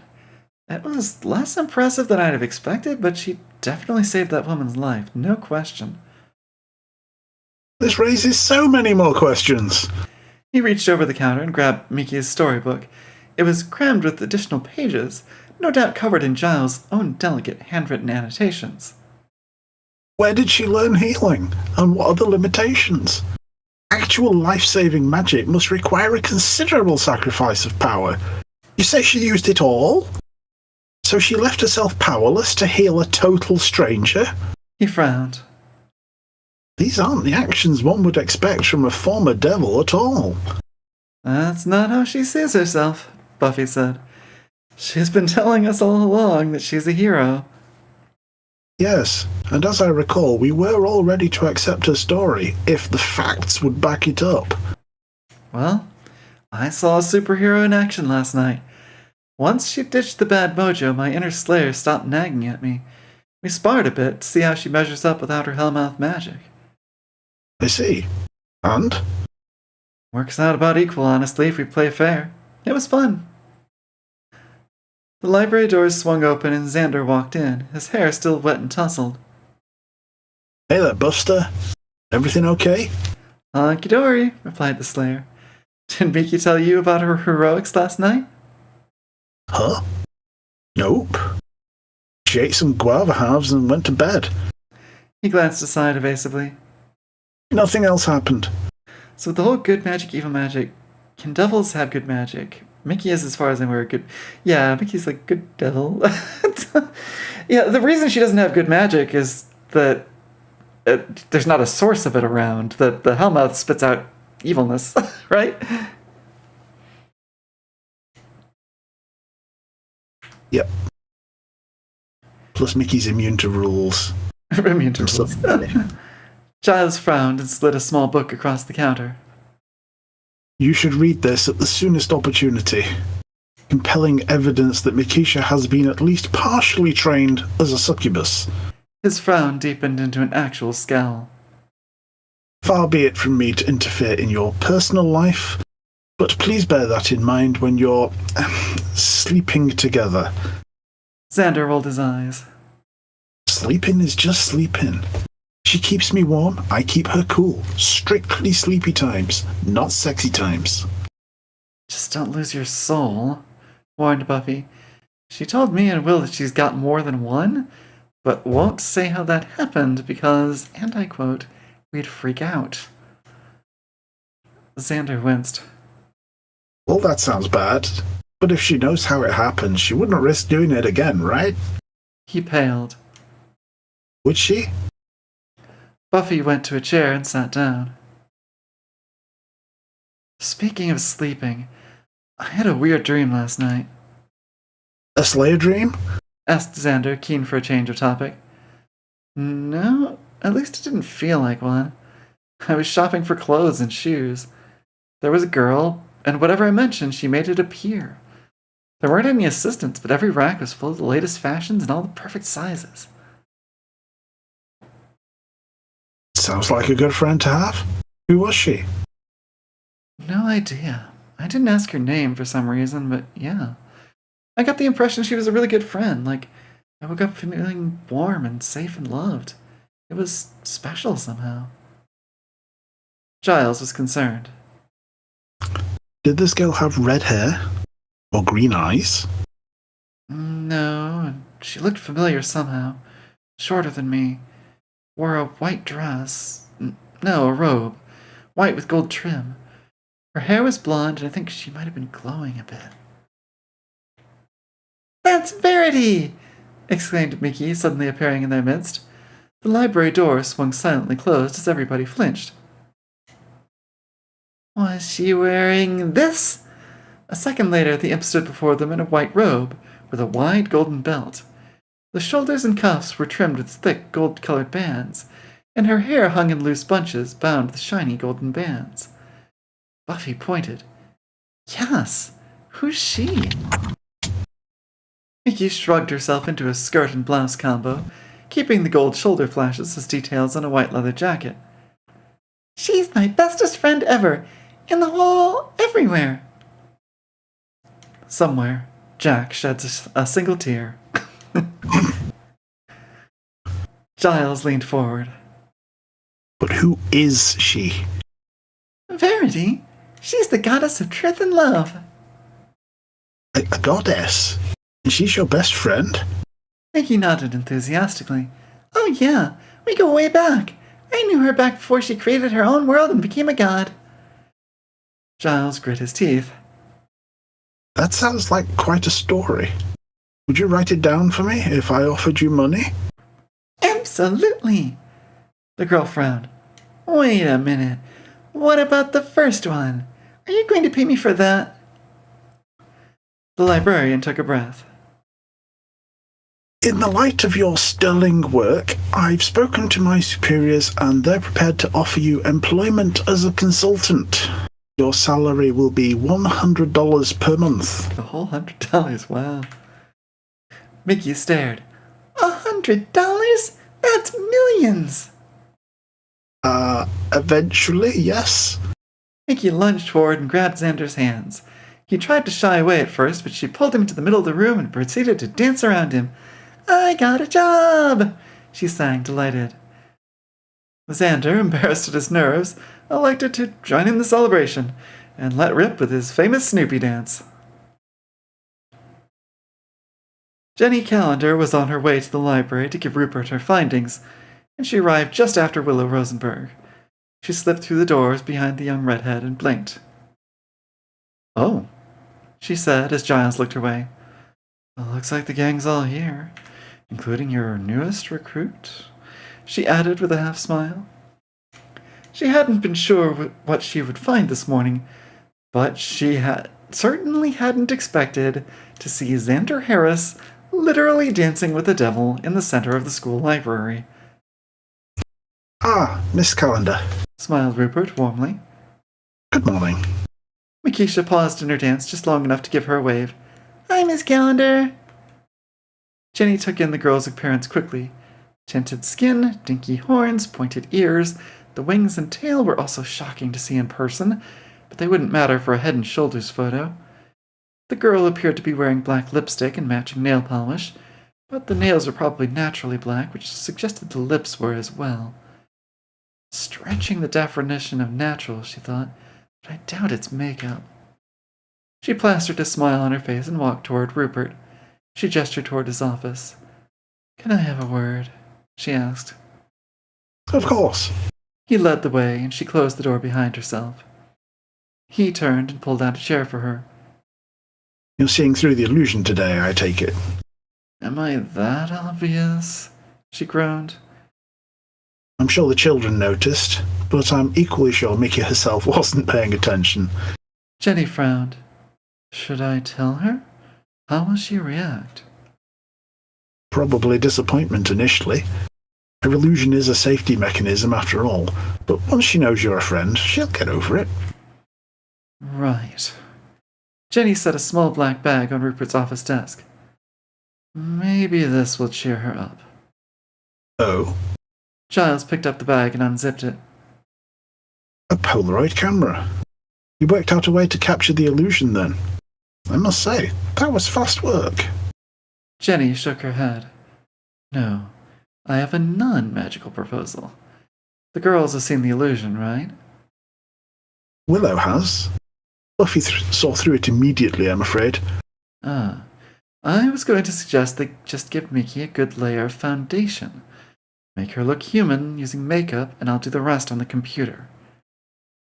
That could work. He agreed. And I must say I'm impressed by the simplicity. "And the Instamatic means we don't have to send anything off to be developed. I can scan the photo and paint out the horns and ears with my editing software." Xander and Willow stood together and watched as Buffy and Mickey went very still, with matching faraway expressions. Now that is eerie, Commented Xander. "Super eavesdropping powers at work," added Willow. "I've seen Buffy do that before, but now I know what it is." Mickey raised a brow. "We can still hear you guys as well, you know." Buffy frowned a bit. Miss Calendar knows Mickey isn't human, and now she can see through the illusion. Sounds like she took a photo in class. Willow gasped. "The webcam! I thought I saw the light go on, and I was sure she was using it, but when she didn't react, I figured it must have been something else." Buffy shook her head. "Nope, she took some snapshots to check out later." "My illusion would have still worked if she watched me remotely," explained the imp. "But looking at photos when I'm not there, you just see plain old me." She narrowed her eyes at the office door and the big non-soundproof louvers above it. "I'm running out of people who don't know my secret." Buffy leaned over and gave the smaller girl a hug, earning a surprised glance from Willow. There. How about if we share some of our secrets to make it fair?" "Really?" "Yeah. Would that make you feel better?" "Can I be officially part of the team then?" "Don't see why not." Buffy looked at her friends. "You guys want Mickey on the team, right?" Yeah, said Xander, quickly followed by Willow's. "Absolutely." "Then as soon as Giles gets done chatting, we'll get you filled in. It'll have to be fast, though, because classes start in 10 minutes, and you know Willow likes to get there early. It's chemistry, provided Willow, a little nervously. I don't think you'd enjoy it. Buffy and Xander both flinched in unison. Oh yeah, chemistry class is super boring. You'd hate it. All numbers and formulas and rules. Uber dullness, added Buffy, picturing the potential mayhem Mickey could cause. Is there anything else you could be doing in the meantime? Mickey considered. Chemistry is alchemy, right?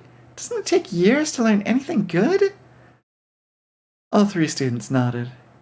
I'll go see if the music room's busy then. They might have let me have a go on the plinky plunks. Xylophone, clarified Buffy with a chuckle. She's actually not bad. I even sort of wondered if she could join up for something like a marching band or whatever, but can you imagine? Mickey tilted her head, imagining. Are there bossy people? Oh yeah. You have to march exactly where they want you at exactly the right time while playing exactly the right notes. I could do that, protested the imp. If I wanted to, I could practice. Yeah.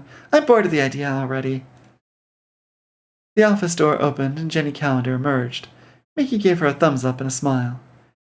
Jenny narrowed her eyes. How much of that did you hear? Mickey shook her head. None of the interesting parts. We weren't even listening. Miss Calendar rolled her eyes and turned her attention to Willow. Are you any good with makeup? Why, I'm not wearing any if that's what you mean. This is just how I look. Do I have a pimple? Do you think you can make her, she jerked a thumb at the imp, resemble her illusion? Just the face and just the coloration. Forget about the horns and the ears. Can you do it and make her look natural? Buffy took the initiative.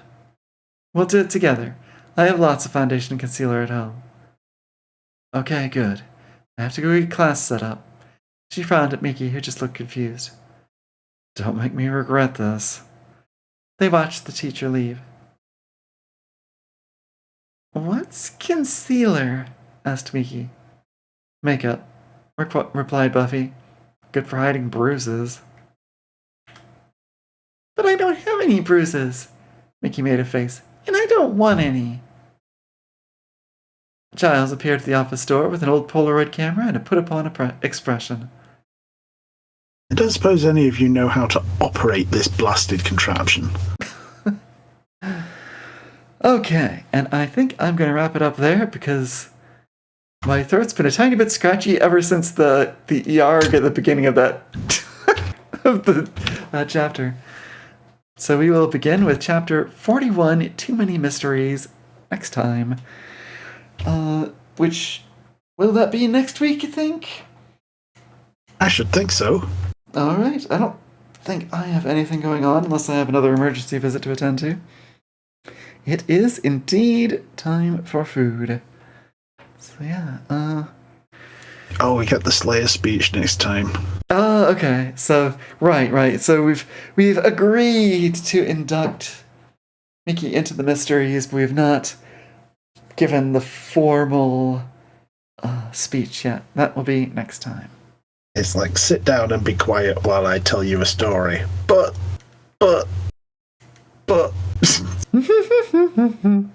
Oh dear.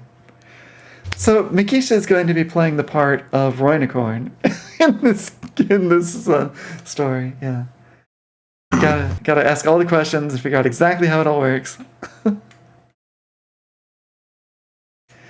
Well, there's always assumptions in a speech like that. The world is older than you know, because I don't know how old this world is. I've only been here a week. Right. yes. Mickey will be sillier. the part of Mickey would be played by Roinicorn. The part of Roinicorn would be played by Mickey. All right, and yeah, you all know where to find me. Thank you once again for being such devoted regulars in the chat. Yeah, thanks for coming, everybody. Yeah, keep an eye out. maybe this week will be the magical week where I get live on Twitch again. I keep meaning to, and then, I don't know, having too much time with other social activities and hanging out with romantic interests and all that good stuff. So I can't exactly complain about it, but it does mean it keeps getting pushed off. So until next time, live with honor, and your heart is unassailable. Don't do anything I wouldn't do. And don't do anything bad. Let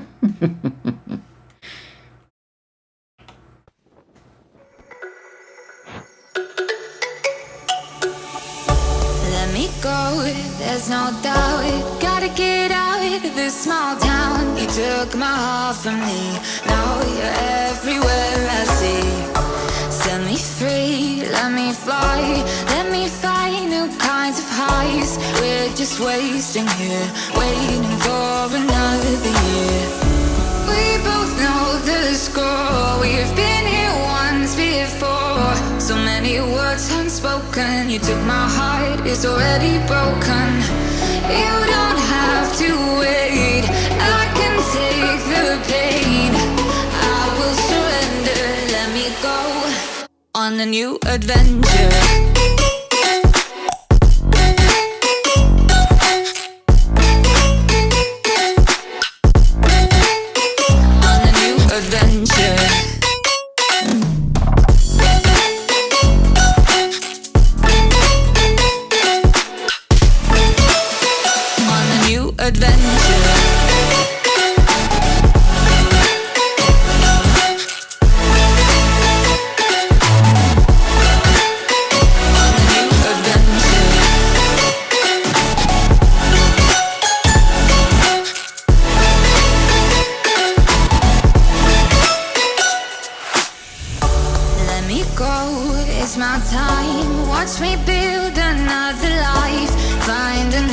Space, explore the world and find my place. Hope you find some peace of mind. Hope the night was worth your time. Threw my heart away, we won't see another day. We both know the score. We've been here once before. So many words unspoken. You took my heart, it's already broken. You don't have to wait, I can take the pain. I will surrender, let me go. It's a new adventure.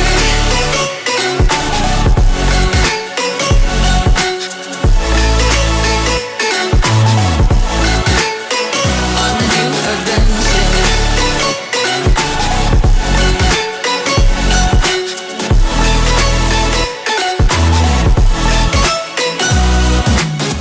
You'll find me dancing on my own. Nowhere to be, nowhere to go.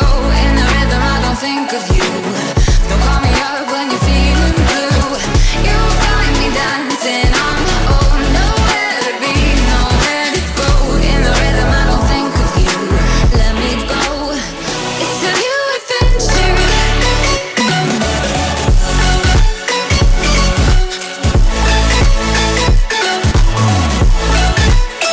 It's a new adventure. I will surrender. On a new adventure. I will surrender. Let me go on a new adventure.